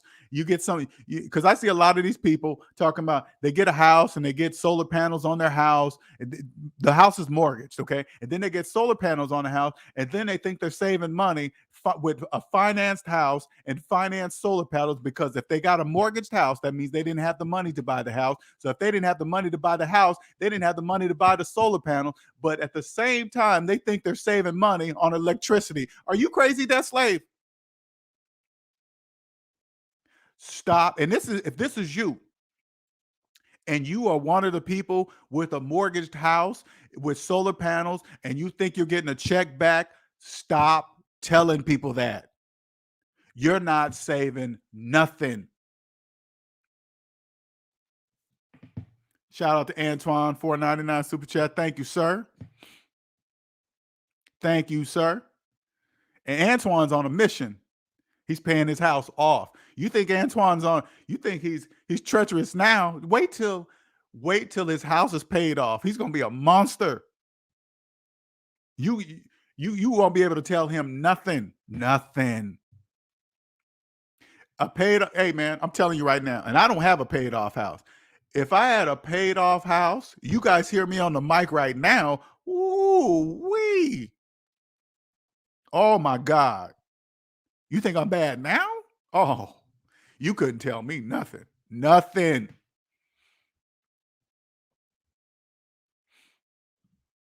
I had to feel those thousands of dollars leaving my hey Dorian, that's hey man, when I was feeling that, now my last job I was making $160,000 a year, okay? Don't be impressed. It seems like a lot. That's gross, okay? That's gross. To get my check and hand it straight to the student loan place, that was hard. I was just the middleman.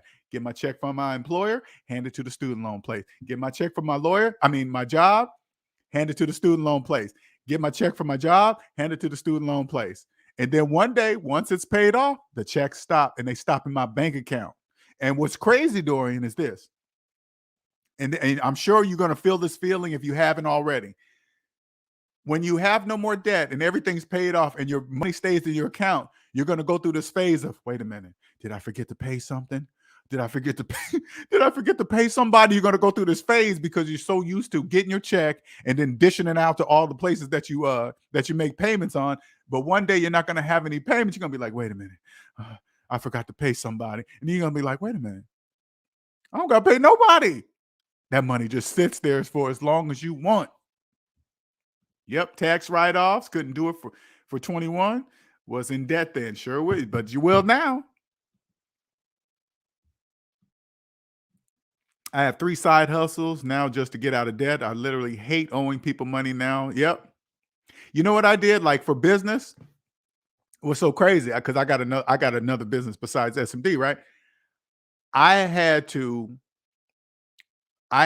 So I had to slowly break myself into business. I have to break myself into, I know it's weird, okay? But business, when you're debt free, business loans are different because I don't personally pay back business loans. My customers pay back business loans, okay? So to slowly break myself into that area, because I don't like any loans and I don't even have to, but I know down the line, because I need to get some big stuff and I don't really want to spend my money on to get it. So what I did was I have a credit card. So I bought some stuff with the credit card, right? To ease myself into business loans. Now, I'm not telling you to do this. This is for me to break myself off because to me, debt is debt. But it's very different when you're doing business. Business debt is different than personal debt, okay? Because I don't pay it back personally. Customers pay it back. Customers pay back the interest and all the blah, blah, blah. And plus, with loans, with credit card, you don't pay taxes on that money. It's very difficult to explain. But anyway, it's to help me ease into that. Because debt is debt. I just don't want it. I don't feel like I want to owe somebody, but I keep forgetting, Linnell, you don't owe that money personally. The business owns that loan, LJ, not you. I had to train my brain to do that. But I did it on a small base. So just in case if something happens, I got the money to pay it off quickly, right? But even though nothing's going to happen, it's a mental thing, because once you break yourself in that cycle, you be like, hey, man, I don't want no kind of debt. Business debt is this and that, but it's different. It's very different. What's up, Malika? How you doing? Welcome. So, and we talked about this today in the members only area. The code words. If you're out in public and if you want to see if somebody is either SMD family member or understand what SMD teaches, you say psychological capitalism. Okay. If you say that out loud, debt slaves have no idea what psychological capitalism is, so they won't know what is meant by that. If you said it out loud, those of us that know, you will get, like if I'm out in public and somebody mentions psychological capitalism, they will have my full attention, because I'll be like, how you know about that? Who you been talking to about that? Because debt slaves don't know about psychological capitalism, and they can't. As long as they're in debt, they cannot ever knew about it because it's impossible for them to know, mathematically speaking. They can't Google it. First of all, they don't even know to Google the definition of psychological capitalism. When I Google psychological capitalism, Google says, "What the fuck you asking me for?" Nobody's ever asked me that question.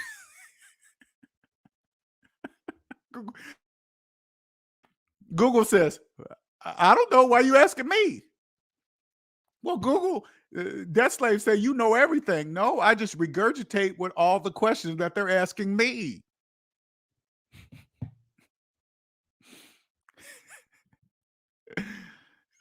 Shoot. Can't wait to have the feeling getting a check and not owing anyone. Oh, that's an awesome feeling. I appreciate it, man. Antoine, man. You know how it is, man.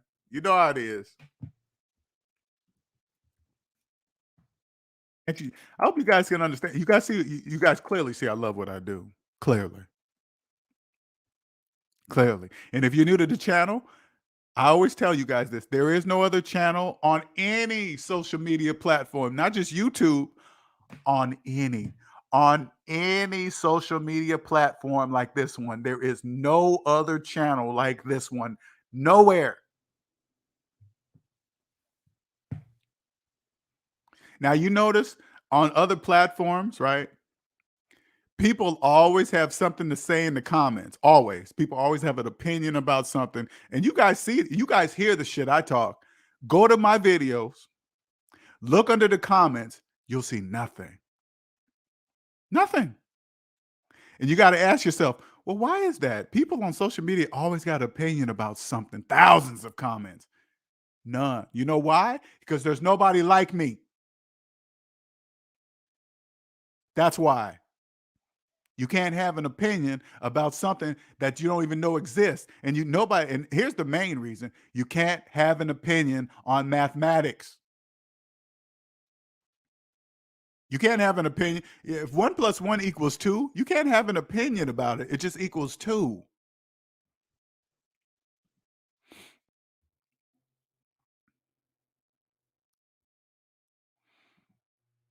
SMD is a family, believe that. And it will be known worldwide. And then when we have SMD conventions, oh man, I'm so you guys just don't get it. How excited I am when the day that happens. I consider, you know what, honestly, I consider my first convention. No way. Okay, I met up with Antoine. Damn, I met up with another dude too before Antoine. We met at a Starbucks and I forgot his name. Oh man, what was his name? I don't care if it was just me and Antoine. I consider that an SMD first beginning convention because think about it. They all have to start out small. Okay, 1 person, then 3 people, then 5 people, and then they just naturally grow. They just don't immediately start out with hundreds of people, right? They have to start out small. That's it. Oh, you better believe it. I'm gonna bring you guys up. Believe that. Believe that. We're gonna tell these stories, especially Antoine's story. Hey man, I hated this dude. I didn't like him. I was wondering who he was, and this and that. That shit is funny to me today. Absolutely funny. Hilarious, right? The story is hilarious. Now you totally get it. Now, when you think back, Antoine, you're probably thinking he wasn't talking shit. He wasn't saying anything wrong. He wasn't saying nothing wrong. It was me.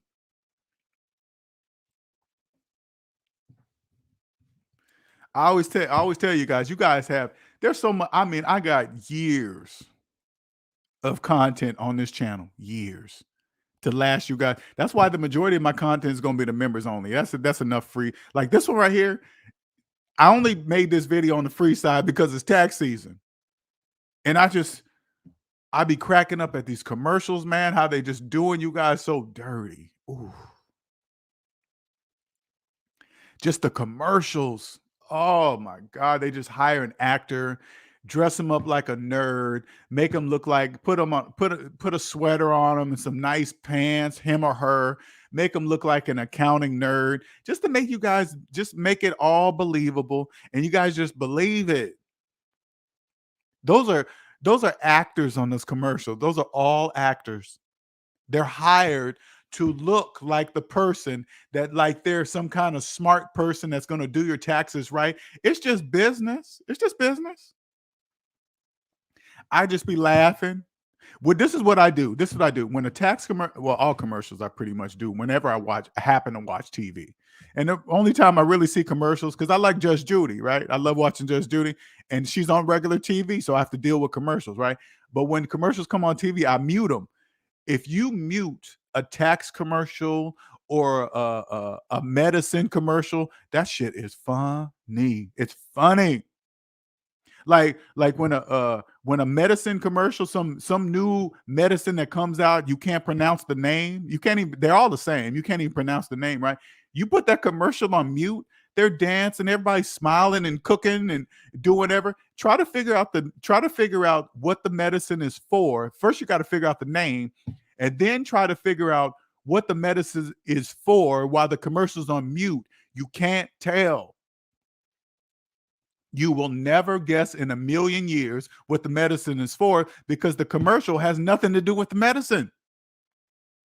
The commercial is there to take your mind off with the medicine, especially when they try to hurry up and say the words of what the medicine can possibly do. Make your ass bleed, have blood coming out your asshole and your eyeballs and your toes and your fingernails, and it's going to hurt when you eat, and your tongue is going to swell up and choke you, and then make it really, really fast.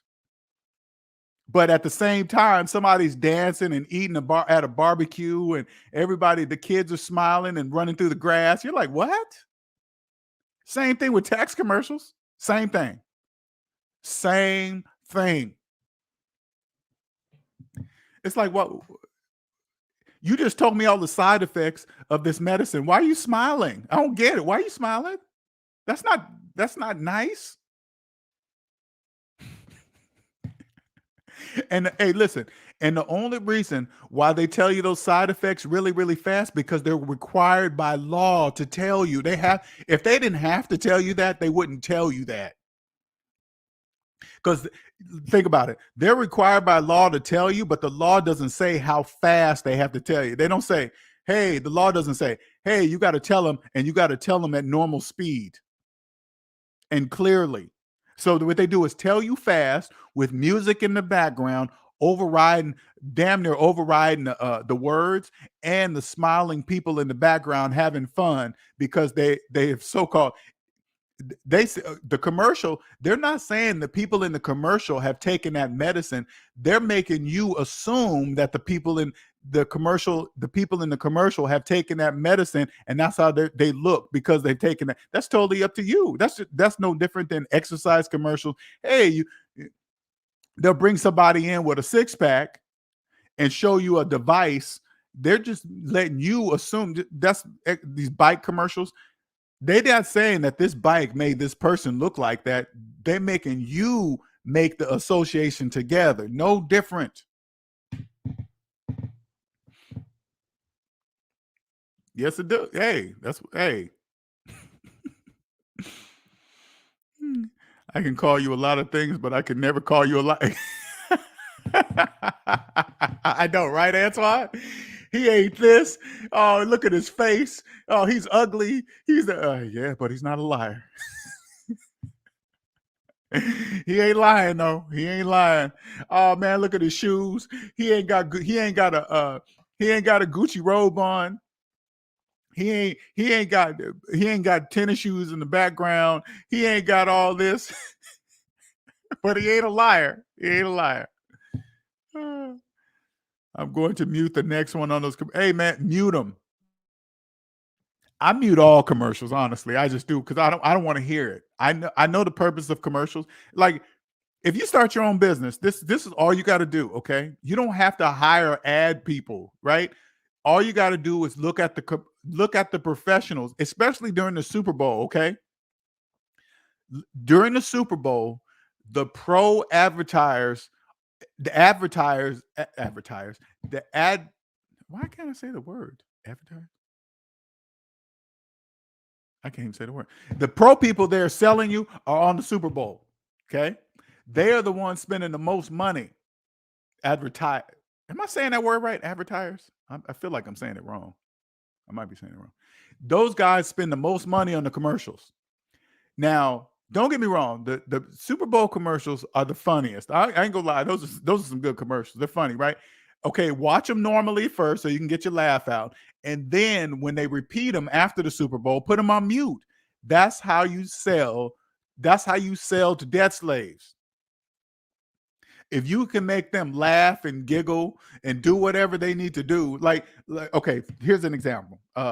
What's the pro basketball player or ex pro basketball player? Shaq, right? Shaq is in those general commercials, those insurance general. Now you got to know in your mind, Shaq doesn't have general insurance. He's not covered by the general. Okay, he's not. I promise you, he's not. Okay, but he's in these commercials. And the reason why they hire Shaq to be in the commercials is because they get the general, the debt slaves that need general's insurance.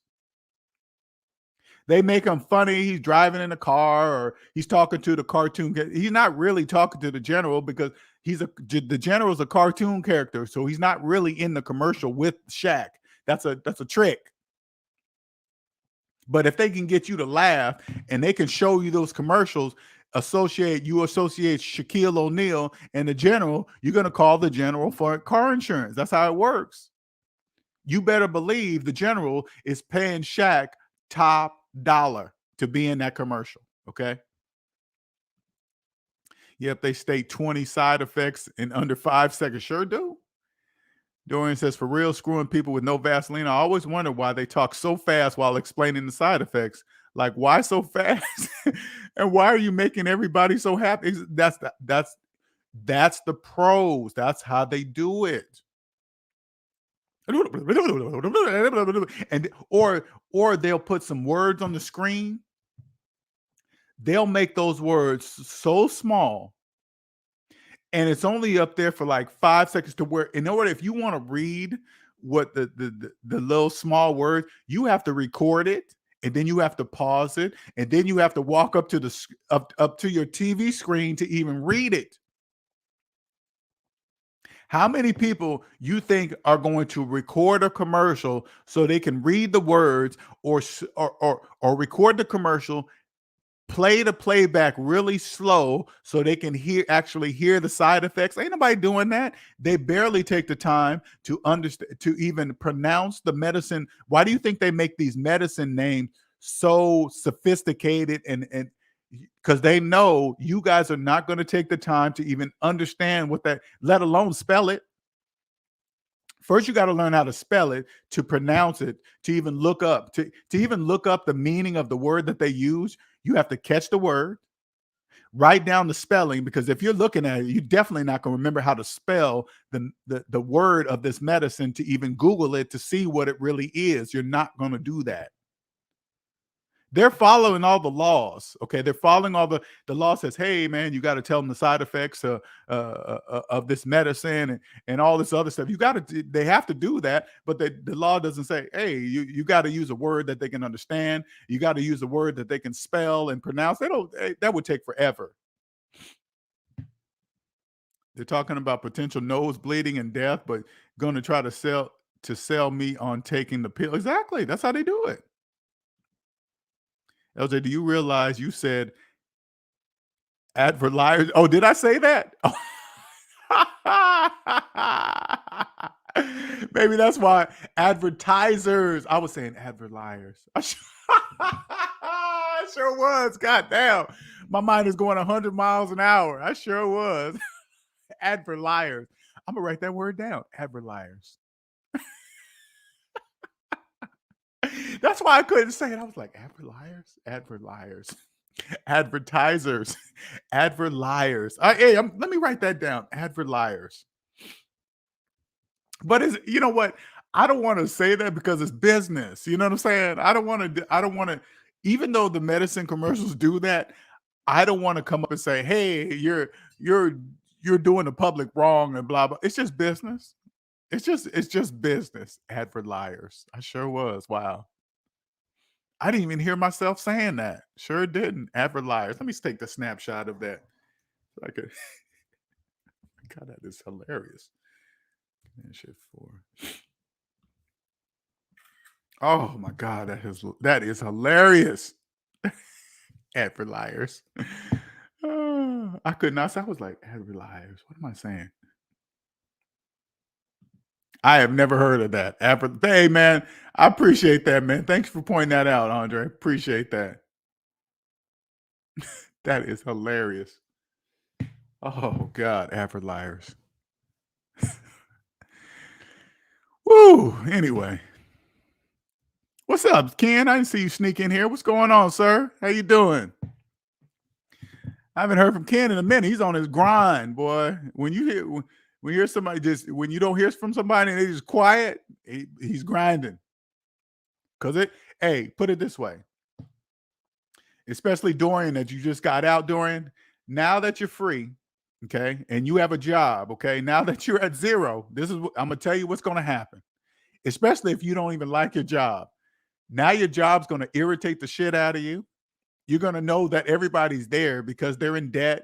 You're going to hear a bunch of slaves splaining and debt talk and woe is me, and then you're not going to be able to take it.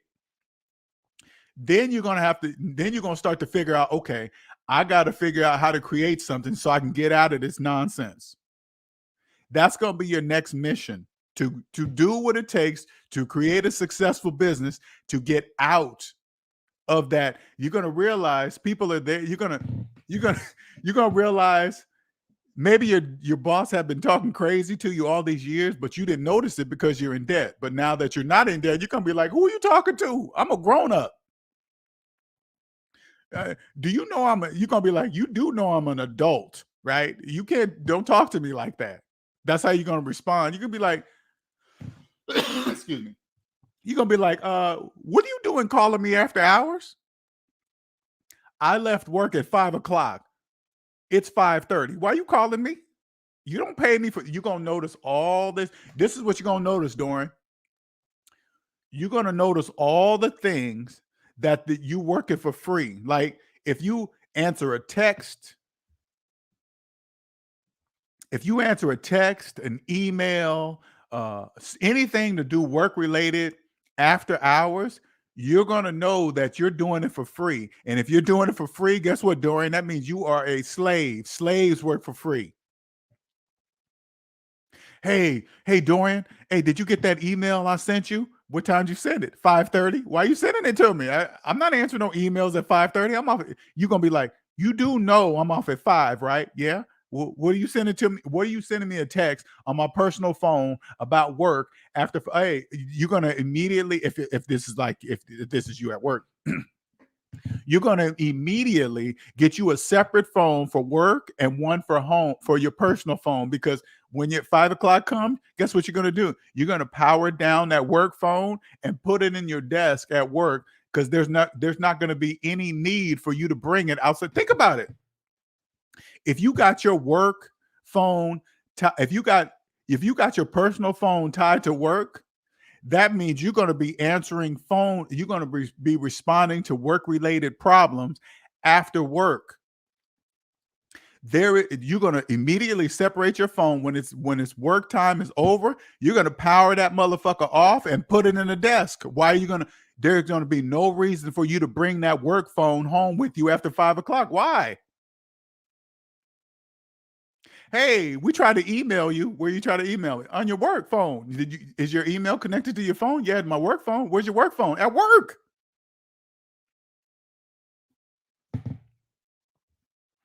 Appreciate that. Let me put my Cash App up because I always forget.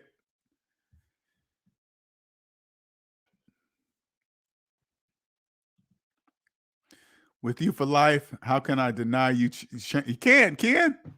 This is, once you join, hey, Ken, once you join SMD, there is no unjoining. There is no forgetting. I don't care how old you get. I don't care how young you join.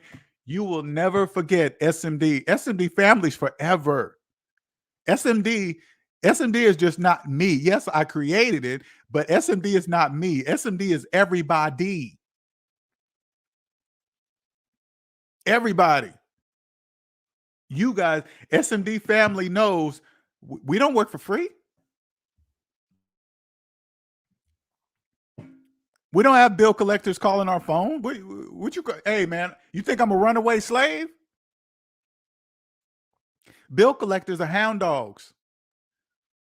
They go after runaway slaves trying to avoid paying their debt. Hey, man, I'm not answering that phone, man. Your phone rang, and they be saying in front of each other, man, I'm not answering that, man. It look like a bill collector. You said that in public for everybody to hear? You low down, dirty debt slave. Pay your bills. Pay your debts, debt slave. Get away from me. I can smell the debt all over you.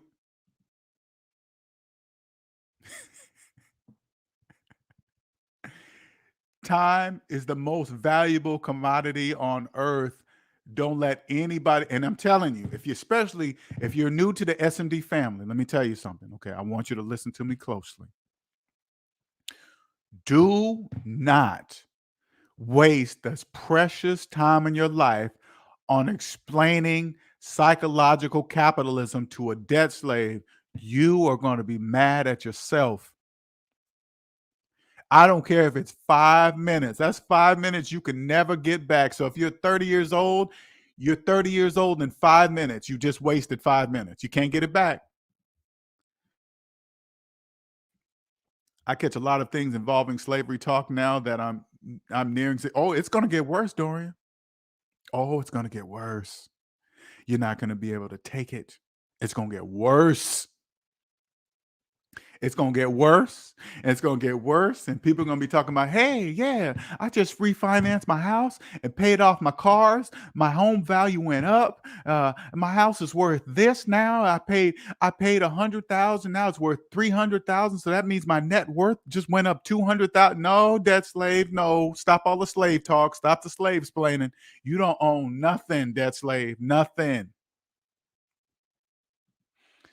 Dorian, as soon as I'm done with debt, there's no more overtime. No, don't be. Hey, Dorian, don't be like other debt slaves begging for overtime, getting on social media talking about, oh man, I'm getting that overtime. You have to, debt slave. Only debt slaves are happy about selling the time in their life for time and a half. Oh man, I'm working on Christmas. You rather be at work than spending time with your family and your kids on Christmas? Nah, debt slave. Nah. People are going to look at me crazy now that I don't want overtime. They sure are. You know what they're going to start to do, Dorian? They're going to start to think you're rich. You know what you're going to have to do, Dorian? You're going to have to stop pulling down your mask in public. You got to pulling down your mask meaning that you're going to be exposing your alien face. They're going to see you. They're going to see your weird eyes. Your eyes are going to be big. They'll be like, who the hell is that? And then they're going to see you. As soon as you talk more, you're going to have to leave your mask up. You got to leave it up. You're going to have to be just like them. Oh, yeah, man, I'm getting out. Hey, maybe you're lying. Hey, you got to still talk the way you used to fit in. And then you're not going to be able to take that no more. You're not going to be able to take it. You're going to be like, man, I'm tired of pretending to be like them. That's what and then you're going to start to figure out, okay, I got to do something. I got to figure out how to create a business. I got to figure out how to, you're going to get away from, hey, man, I'll sleep when I die. And do you know when you're debt free, I want you to understand this, Dorian. I want you to pay attention to how well you sleep when you have no debt. Because our bodies, we need to sleep. That's something that we cannot control. When you are debt free, oh, man, sleep is wonderful. Oh, my God. My dreams, I'd be dreaming some crazy stuff. I mean, I'd be sleeping so wonderful. Oh, sleep is just beautiful. I love bedtime. Love it. Because I'd be sleeping like a baby. Dead slaves be talking. Yeah, man, I'm grinding. I'm a grind. I'll sleep when I die. Hey, man, you do whatever you want to do. I'm sleeping. I love sleep. Love it. Your body, listen. This is how you got to look at it. Whatever your body needs to do, it needs you to be fully unconscious to do it. Always think about that. Whatever it is that your body needs to regenerate cells, it needs to do something. Whatever it needs to do, it needs you to be unconscious to do it. And dreams are like, look at a dream like a movie. like, when you go to the dentist's office, they say, hey, you want us to put a movie on you? They put a movie on for you so they can distract you. Dreams are there to distract you like a movie. So as you're watching a movie, your body's regenerating, doing whatever it needs to do. So you imagine this. Imagine that you're fully in debt. You can't really get good sleep. So your body can't really do what it needs to do. It can't even play a movie for you because all you're doing is thinking about debt and bill collectors and all this other stuff. So you're not, and imagine years and years of not getting good sleep. How do you think your body's going to respond to that? After years of not getting good sleep, very bad. It's not able to do whatever it needs to do because we have to sleep. You can't just decide to say, hey, yeah, I'm not going to sleep this week. That's not a choice. You don't get to choose, hey, I'm not going to sleep this month. That's not a choice. That's a natural process. Your body needs to do something and it needs you unconscious, because have you ever noticed you can lay in the bed all day and say like you're not sleeping? You can lay in the bed all day, not do nothing but watch TV. That's not good enough. You're still going to be tired. That is, your body says that's not good enough. I need you to be asleep. I need you to be unconscious. It's no different than, put it this way, it's no different than when like the doctors, when they put you under a coma, they put you in a coma on purpose. There's a reason why they do that, to put you in a coma on purpose. We're not medical doctors. We don't know why they do that, but honestly, there's a purpose for putting you into a medically induced coma, because your body obviously does something when you're totally unconscious. Sleep is a semi something of that, because you're still, when you sleep, if you hear a loud noise, you'll still pop up and say, what the fuck was that? Right? But a medically induced coma, you ain't coming out of it. Just if somebody makes a loud bang, you're not coming out of a medically induced coma. You're not coming out of it, right? But it's a semi coma. Same thing. And when you're debt free, oh man, sleep is lovely. I love sleep. Love it. What'd you say, Monique? In my future contracts, I will tell them no overtime. No overtime. I want no overtime. Get at the debt slaves. People, listen. When you hear people beg for overtime, they'll get mad if you give it to somebody else. Can you imagine an employer have a whole bunch of employees begging for overtime, begging for it, like low down, dirty debt slaves? Begging for, please, I want the overtime. Please give it to me. Can you imagine an employer? Oh my God, I got this person where I want them.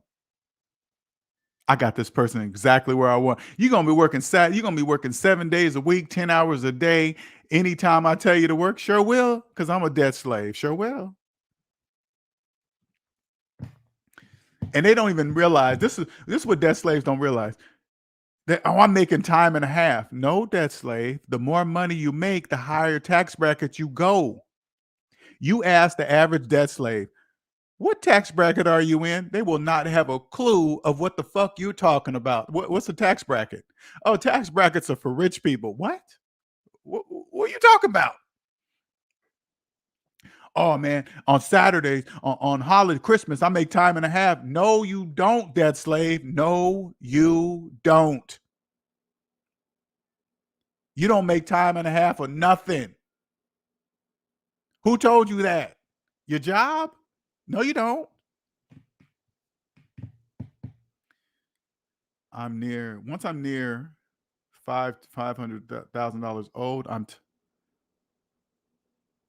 once I'm near $500 to $1,000 owed, I'm going to talk about experience with SMB fam. Okay, gotcha.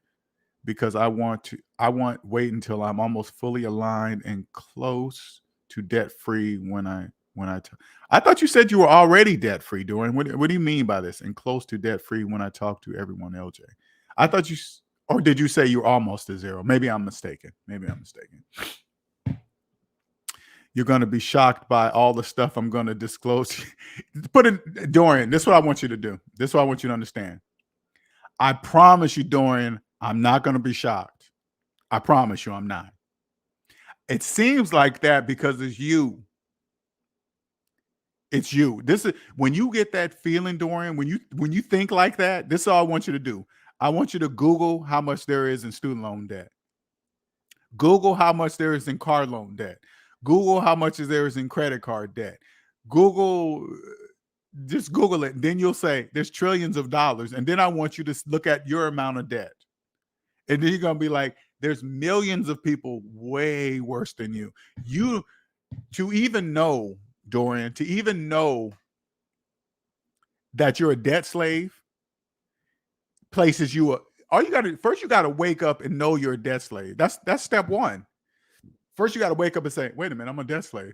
Right there places you ahead of millions. Right there, just realizing that you're a debt slave. That's without paying off no debt.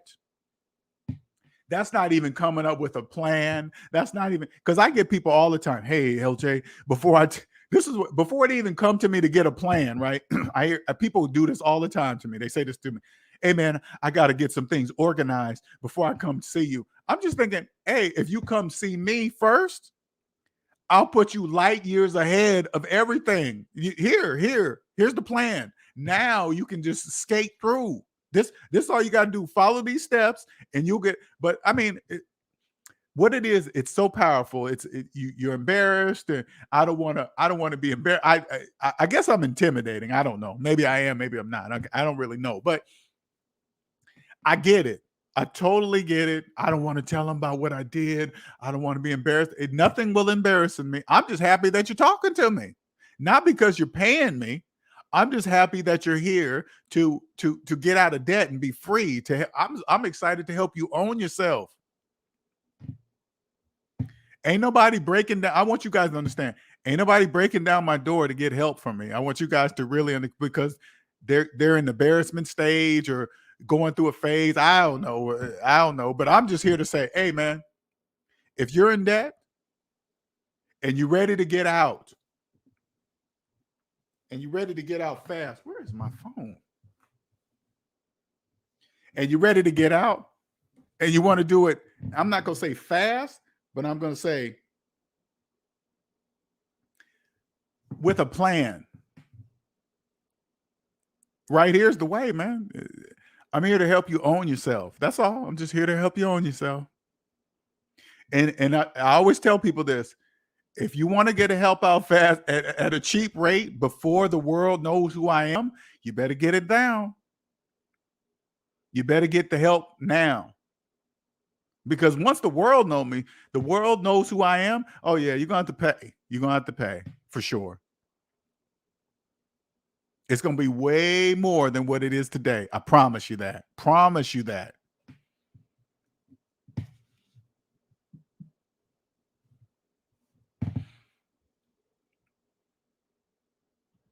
I don't know. Maybe I do intimidate people. I don't know. I'm just being me. I'm not really doing anything. I believe you heal faster when your body's. Oh yeah, of course. Of course. Which say, Andre, I make time and my SMD family member cut off. No, you don't. No, you don't. Andre, pull down your mask in public if you wanna. Go ahead. Dorian, we are all unconscious deaths. I know, and this is why you're here, Dorian. Don't get me wrong, okay? This is why you're here, not only to hear from me, to hear from other SMD. Hold on for a guy. Hold on, it's getting warm in here. Hold on, you guys.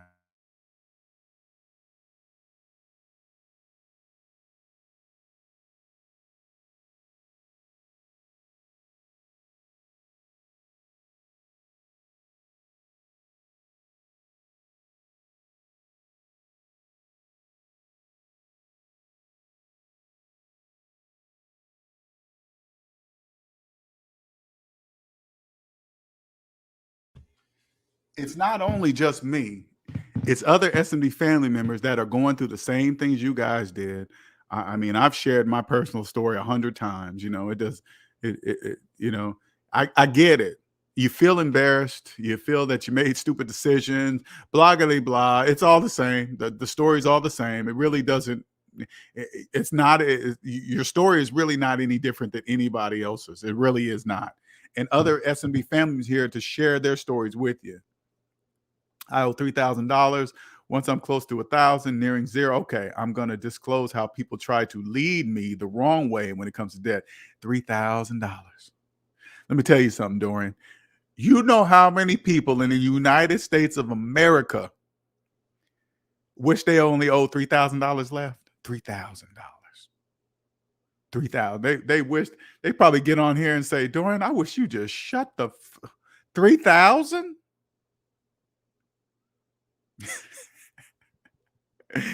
You are ahead of millions right now with $3,000. Trust me. How old are you, Dorian? How old are you, man? Scout says, LJ, can I see? LJ, I can see how some see you as intimidating when they're in the beginning. I can see that. You know, they hear me cussing. I get it. You know, they're shocked by cuss words, but you guys don't really understand that. I don't use cuss words as filler words. I use cuss words to where how you going to feel inside when you're free. Use cuss, just like when I first started out using the word slave. I didn't use debt slave. I just used the word slave. Slave just shocks you. You're like, what? Who is this guy calling slave and this and that? But I stopped using just the word slave because there's too many debt slaves that were taking it wrong. You know, just like, oh man, because you got to remember when you use the word slave, the first thing they're going to do is think about what they've been taught on TV and history books and all this other stuff. So by adding debt slave, they know immediately it has nothing to do with color. They have nothing to do with the slave they've learned in history books and on TV commercials and movies and stuff like that. Debt slave, they're going to be like, whoa, wait a minute. What's a debt slave? They're going to know immediately debt slave have nothing to do with your color of your skin. Nothing. 33. Oh, man. Hey, Dorian, congratulations, man. 33 and you. Being 33, you probably think oh man, I'm getting old. 30's old, man. No, and no.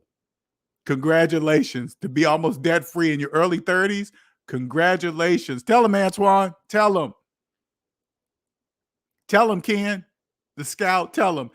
If we were debt free, talking about listen. If we were 33 talking about we own only $3,000 in debt at 33, ooh, whoa. I'd have been a motherfucking monster. Monster. Oh my God. You think I'm wild and intimidating right now? Ooh, if I was 33 and debt free, oh. Ooh. Ooh. Woo. Woo. Ooh.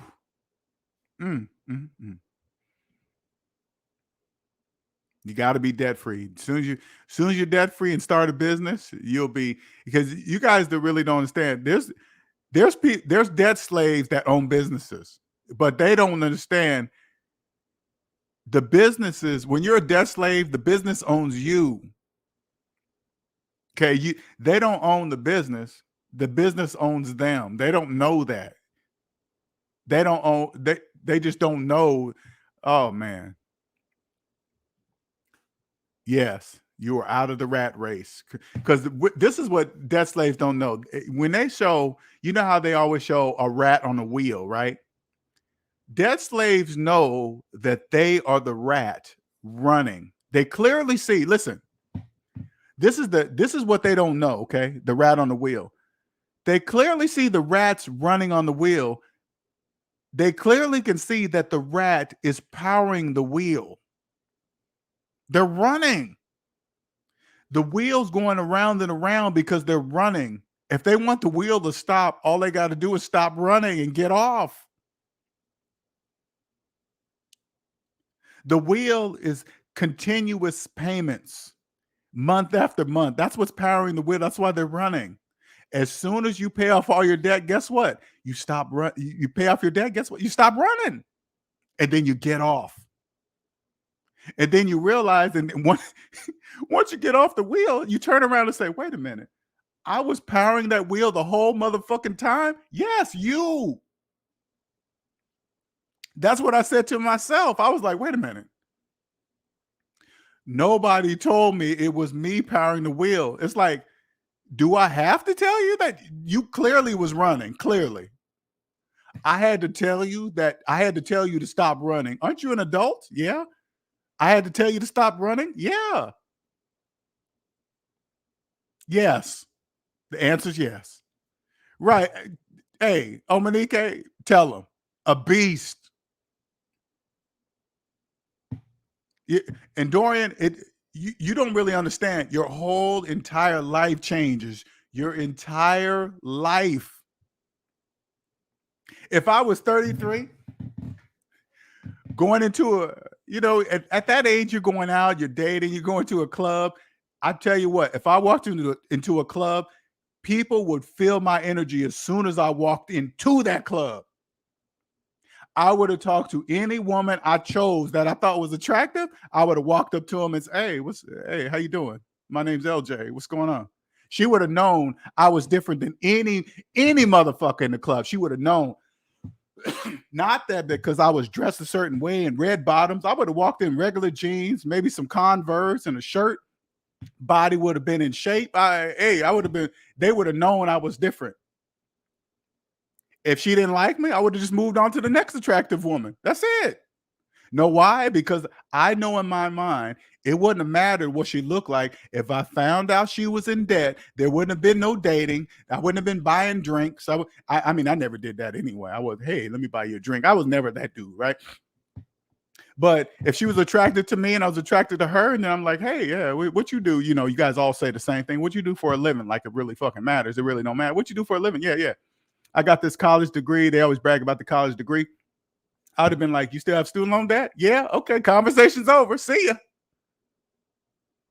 You calling me? No, I'm not calling you. No. Why? You got student loan debt. There's no point in continuing this. Now, it counts on where I'm at. And now if I'm out there and I just want to date and be sexually active, it wouldn't matter if she was in student loan debt. I would just make sure it's clear that we will always be using protection, always using protection. And she says, well, condoms really bother me. I would have been like, then we're not having sex. Not only for diseases, pregnancies, stuff like that. None of that's happening. None. Do you understand? None. We're only dating. I don't care how good the sex is. We're not this relationship. I would be specific. I know you guys think I'm joking, but I'm not. I would tell them this relationship is going no further than what it is now. And I would specifically say that after every time we had sex, just to make sure it's clear. As soon as we're done, I'd be like, hey, this. Just to be clear, this relationship, Linnell, why you got to be an asshole? Why you got to say that every time? Because I don't want you to forget. I will never be checking your phone. I won't care who you're talking to. I won't care how many guys you talk to. I will never pop up at your house. Never look at your phone when, hey, I got to take this call. Hey, yeah, go ahead. Shit, just come back when you're done. I don't care. That's none of my business. None of my business. Oh, LJ, he's just, but can you call me would you ever be able to call me a liar or not being honest? No, never. One day you might come to me and say, hey, LJ, I found another guy and I'm going to be serious with him. Congratulations. Hey, you guys go have fun. See you later. Don't be reaching out to me. If you're dating him, don't be calling me because I'm immediately in that conversation. You still dating that dude? Yeah, don't call me. Don't call me. You're welcome, Dorian. You're welcome.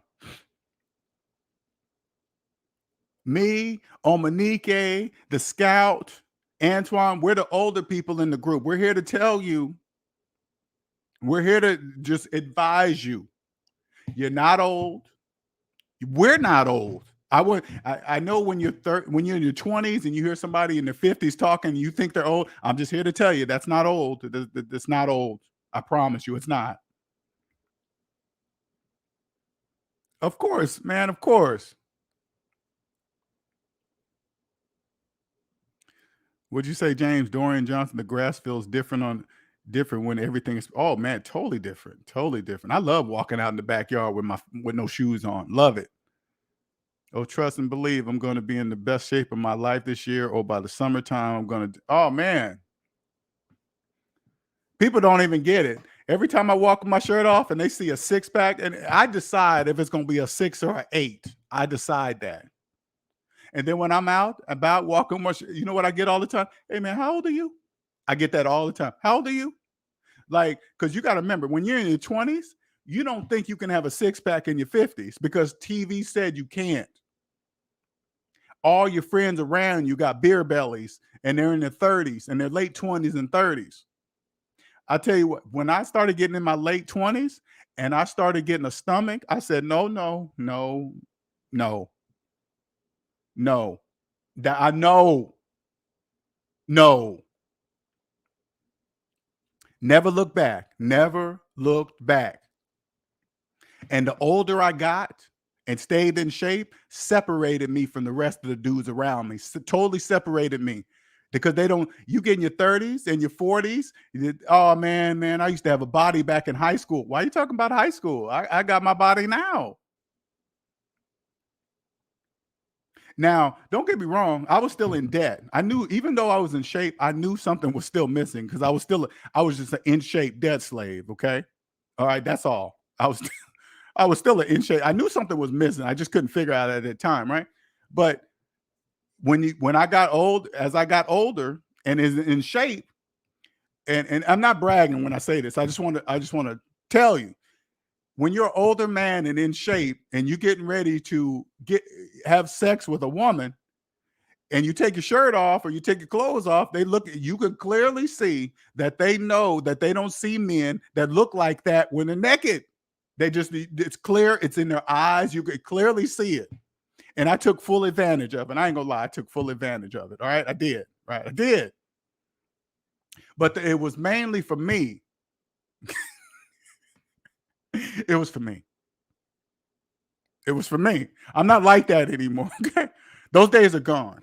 All right. I don't do that. I don't do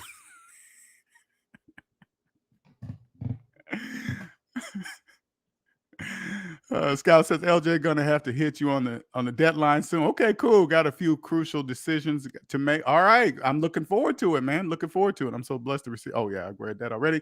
Cool. What's up, reigning woman? Brother, truth be told, what's up? 33 and free. Oh, I like that. 33 and free. What would you have done differently if so? If I was 33 and debt free, I would still, like when I was 33, I was in shape. So I would definitely make sure my body was tight still. Keep it always, not only for just look cosmetic wise, just for health reasons, right? Just the older you get, make sure you keep your body straight because it's going to separate you from the rest. I promise you this. Right? Make sure you're 100% debt free. Your decision making, put it this way. I know you don't really think about this, but when you're debt free and in shape, you understand time is the most valuable thing on earth. You will never be taking sexual risk the way you do as a man, right? It doesn't, man or woman, it really doesn't matter. But I'm just speaking from a man's perspective because I'm a man, right? You just won't be taking those risks, having unprotected sex, because you will know that there's a disease out there called AIDS. And if you catch it, you can cut your time short here on earth. Those things stop. By the time you find somebody that you get serious with, you guys both might go to the doctor, get checked out, because you're not going to be somebody that you're going to be spending significant time with. You're not going to be using protection all the time. It's just not going to really happen. That's unrealistic. But you guys are going to take the time to go to the doctor to check on some things to make sure you guys are all good. I promise you that. I promise you that. That's what you're gonna do. That's not only for yourself, that's for your partner who you love. But put it this way: when you're debt free, in shape, you're not gonna take a person, you're not gonna have a serious relationship with a person who is in debt. Okay, you're just not. You're not going to impregnate. You're not going to biologically create with a person who is in debt. You're going to be in court fighting over child support. You're going to be a mad man, a mad ex on angry child support groups on YouTube, angry men. Oh, F her. She's taking all my money and she's in court and I have to hide. That part, that will not be. Those angry dudes in those groups, they don't really understand that you can choose not to be in those groups. You can choose that, because back in the day, that was me. I was in those groups. I was so mad. She's so mean. She's taking. And then once you get out of debt, you're like, wait a minute. I put myself there in court. I had a relationship with that woman. It's not her fault. It was my fault. I won't. You meet a woman and all you got to do is listen. If she's in debt or she's talking about her baby daddy really, really bad, and she's doing, hey, no, thank you. No. I don't care what he did. What? You're in debt? Yeah. No, we're not going to have a relationship. Why? No, I'm not explaining that. That's what I would do. My life would be totally different if I had this knowledge in my 30s. My self-confidence. I was always a confident dude. But, like right now, people always talk about like alpha males, right? Oh, man, an alpha male is this and that. I know. If that alpha male's in debt, he's an alpha male debt slave. That's what it, and that's there's a difference between an alpha male who is debt, who owns itself, to a versus an alpha male who is owned. If you come across a man or a man that claims he's an alpha male and he's making car payments, he's an owned alpha male who's an alpha male that doesn't own himself. An alpha male who's a true alpha male is not owned.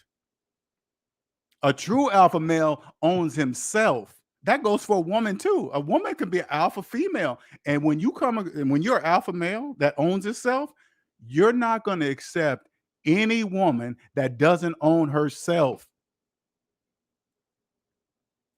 And when you come across this alpha female, you're going to automatically know how rare that is.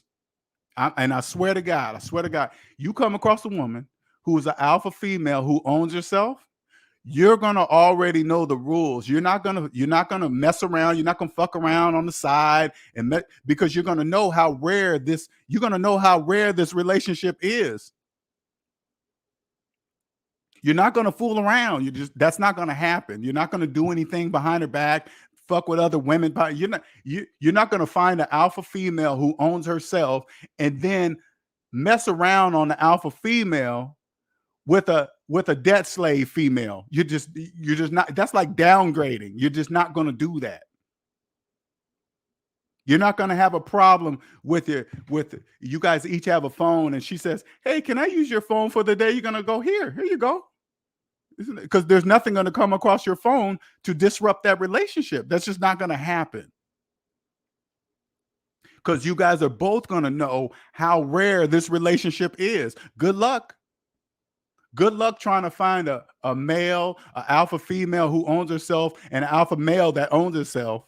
Good luck. Good luck. I'm not saying it's impossible, but when you do find it, you're going to respect it. You're going to treat it with 100 full respect. I promise you that. Promise. That's a promise. Oh, man. And Dorian says, I'm 6'5", so all I have to do is get rid of the... Oh, man. And Dorian's tall. And you're tall? Man, come on, man. Come on, man. Oh, man. And I'm just at 6 foot. If I was 6'5", oh, man. You couldn't tell me nothing. And look good? Man. Some people think I'm in my 20s. I'm going to take age. Hey, man, this is, Dorian, you got to understand this too.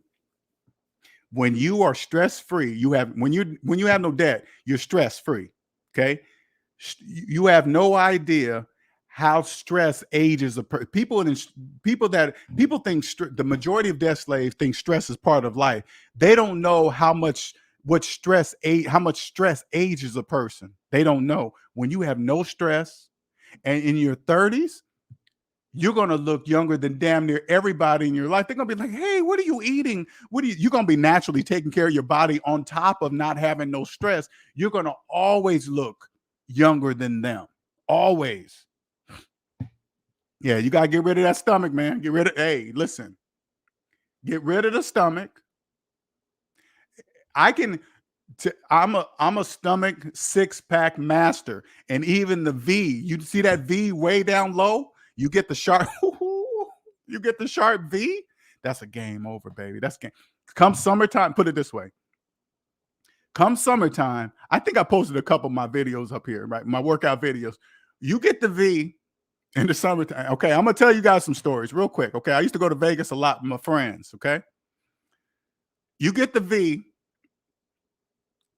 You go to someplace nice and you go to the pool and you let the shorts hang kind of low, not ridiculously low, not disgustingly low, but just low enough, because a lot of the men don't have the V. You have the 6-pack with the V. Oh man, that's a game changer, baby. That's a game changer. Game's over. Game over. They see the V. That's it. That's a game changer, baby. Game changer. It counts on where your mind is at. In your 30s, you're not really looking to settle down. Maybe you are, maybe you're not. It counts on your mindset, right? But hey, that's a game changer. It's a game changer. Oh man, you just keep increasing your value more and more. I'm childless. Don't pay any child, man. Look at that. This is the piece you needed, Dorian. 6'5", no kid, and you're about to be debt free. Oh man, I'm jealous. I'm jealous now. I'm intimidated.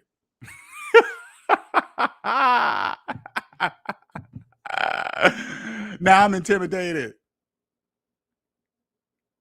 Imagine what you're going to look like when you're my age. Let me see if I can find. Did I download a video? Let me see something real quick here. Let me see. I think I uploaded one. Let me see something. 1 second here. Let me see. Okay, here's a video I just uploaded on my. I'm going to show you guys right now. I'm going to show you an old video. I was about 42, 43 in this one. Okay, let me show you something. Okay, video file. Here we go. This one. Okay, here, check out this video. Okay, listen, watch this. Let me move that. Now, in this one, Dorian, you're 33. I'm 42, 43 in this video. All right? We're not going to watch the whole thing. I'm going to just fast forward the thing. This one I was trying to learn how to be straight up on the parallel bars or whatever the fuck I was doing.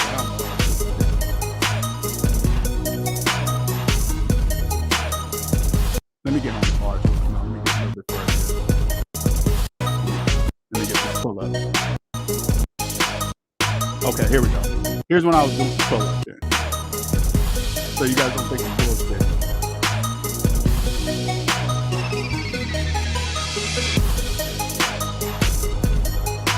I want you guys to understand, I do what I say. I ain't just talking shit.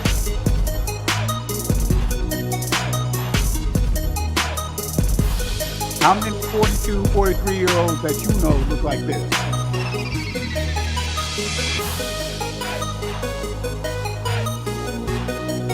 Okay, that's enough. All right. See what I'm saying?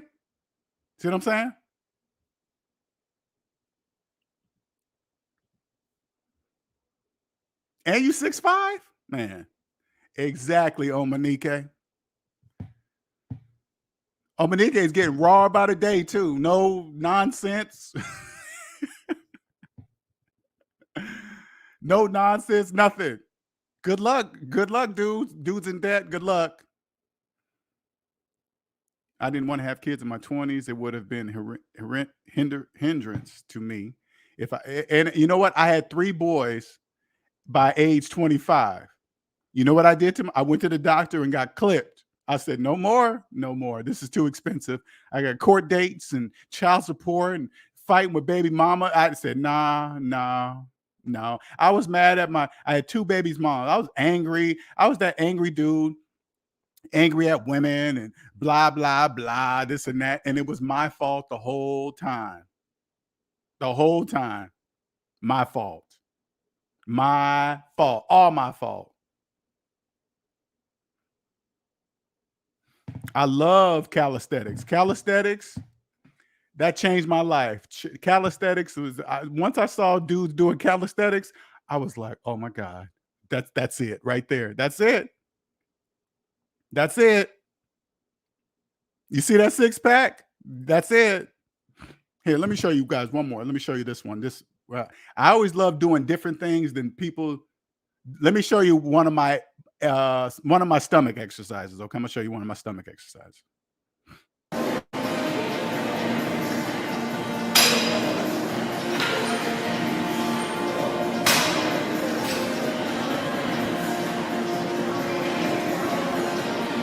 That's why I got a B. That's why I got a 6-pack. Because the crazy stuff I did right there. Crazy. I said, I don't care what people say. I don't care what people say you're supposed to look like. When you get to a certain age, you're supposed to look a certain way. I said, no. I'm gonna do what I want to do.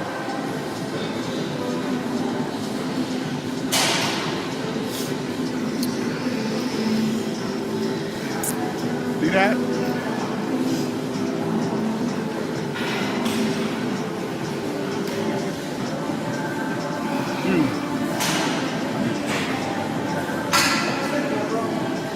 It's weird even just watching myself just do that. If I was walking by and saw a dude doing that, I'd be like, damn. What the hell?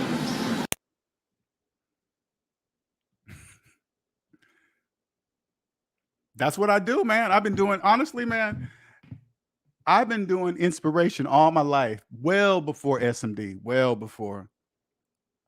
I just was always like, let me show you guys what's possible no matter what your age is. The body is amazing. As long as you treat your body right, it will perform for you. It will look the way you want it to do. It will do as you want it to do. You know, people watch that, they're like, oh man, LJ, you're 52. You can't do that. Yes, I can. I can still do that shit. Still do it.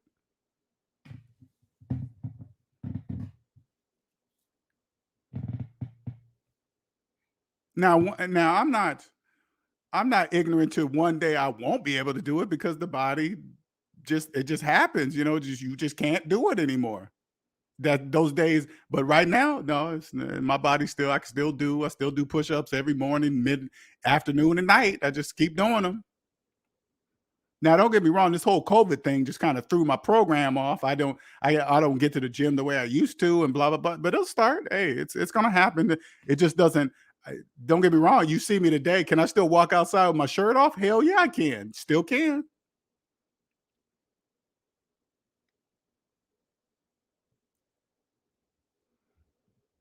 But I'm just saying this to you.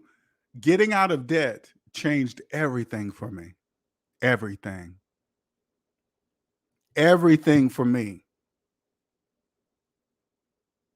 I now understand that the only limits that are created, they're created in your brain, your mind.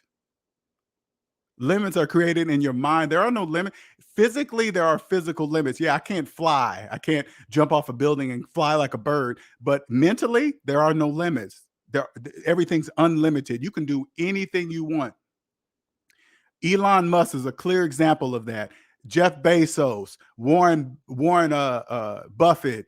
Those guys are clearly showing you that there are no limits. Clearly. You don't look at those guys like they're different. They're human. That's it. You got to understand, once you get out of debt, that clearly shows you that there are no limits. You have done something millions of people, millions, haven't done, and millions of people don't even know you can be debt free.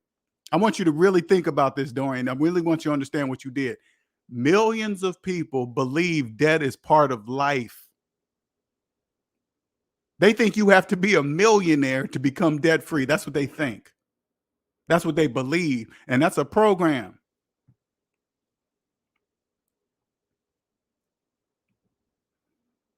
Man, you almost can't tell me nothing now. That's Raining Woman.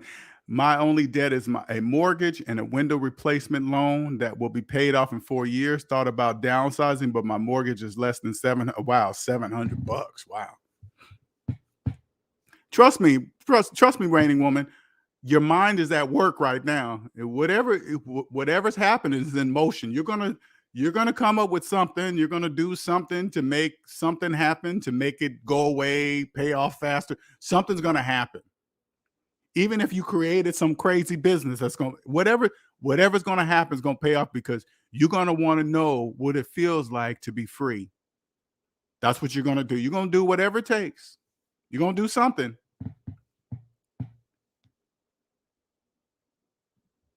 I'm not downsizing to a box for more than my mortgage. No, I wouldn't necessarily do that. But I would.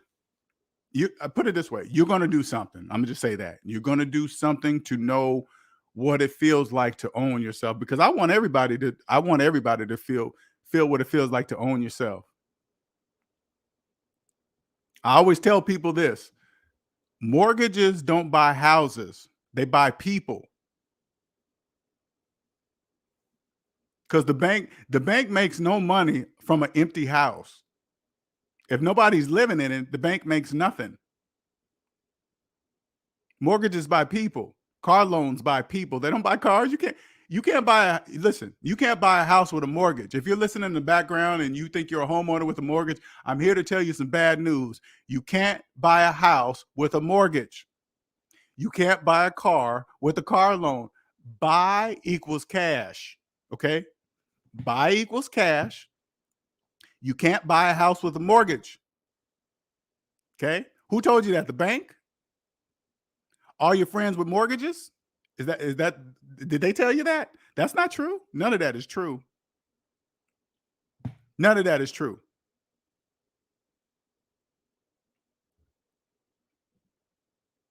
You know what's so crazy, E-Man?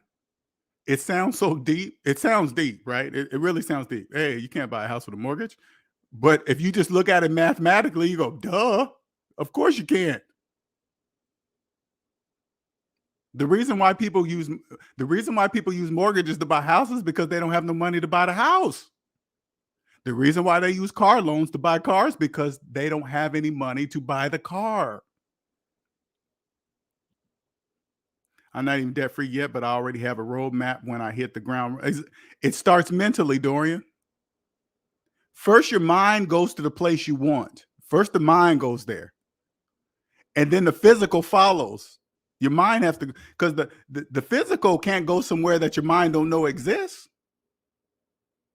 The physical only follows the mind. The physical doesn't know to follow something if your mind has to go there. Hey, the mind says, hey, we're going this way. And then your body follows. Like, say like this, imagine this. You're driving up in the car. You're driving a car, right? You're coming up on a corner that you're about to make. In your mind, you know you have to make a right turn at that corner, okay? Your mind knows already at this light coming up, I got to make a right. Your body's not going to do it until your mind makes the decision that you're going to make the right turn at the corner. You're not going to be driving. You're not going to be driving down the street, right? Say like you don't want to make a right turn, right? You're not going to come up on the corner and then your body's just going to make a right. It's not going to do that because you didn't tell it to do that. If you're driving down the street and your body just makes a right turn, that you need to go see a doctor right away because your body's doing things that you didn't tell it to do. It's the same concept. Same thing. Right? Well, I already don't work for anyone else. Okay, cool. And do what I want in my own space. Hey, I get it. I totally get it.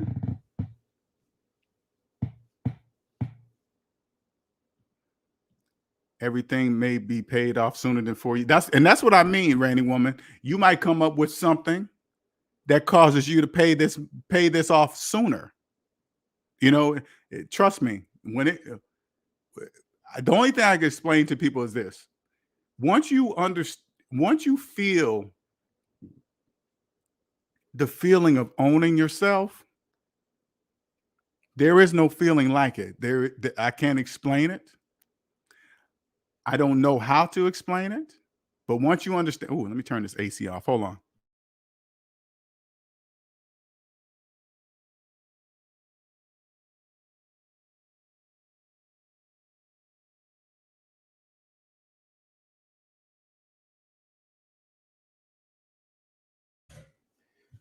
Once you feel it and understand it, you understand that anything and everything is possible. You understand there are no limits. You can do anything. You know you're different than millions of people wandering around. Like, you understand the meaning of the Matrix movie, right? Like in the Matrix movie, you always see people and like when they go downtown or something, and you see all these people walking around in the background aimlessly. They're just doing stuff. That becomes reality. Millions of people walking around thinking they own shit, thinking they're investing and thinking they having financial portfolios, thinking the equity is theirs in things that they don't own, believing they own businesses with business loan, believe they owning cars with car loans, believe they owning houses with mortgages. Those are the people walking around in the background of Matrix movies. They don't know that they don't own shit. They don't know that. We are the people walking around like the people in the Matrix movie, standing around. They can't see us. You notice in the Matrix movies, when those guys stand around talking, him and Morpheus and Neo are talking, and they're standing still while everybody's walking in the background. That's us. They don't know S&D family members exist. They don't know that being debt-free is possible. They don't know a net worth of zero. Net worth of zero is one of the most valuable things in the United States of America. While at the same time, I don't want them to know,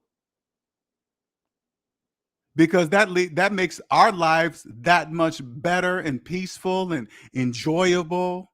Because the one thing I love about psychological capitalism, it's all a choice. You choose to believe in mathematics or not. That is totally up to you. You either trust the calculator or you don't. That's totally up to you. I don't care if you do or you don't. It's your choice. If you have a financial portfolio and your financial portfolio consists of equity in houses and property that you don't even own, that's your problem. That's your problem.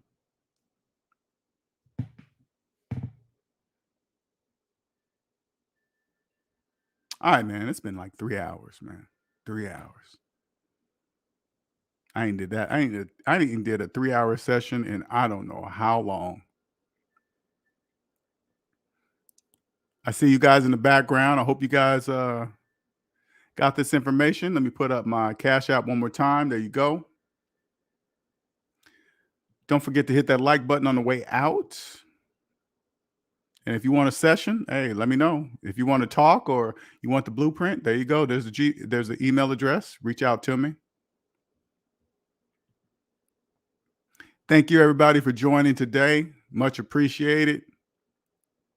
Like I said, on the free side, there's not going to be regular videos. You got to enjoy the stuff in the back that's already created. It's totally up to you.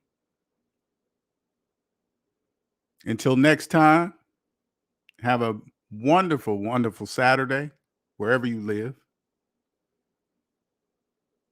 Enjoy yourself. Later.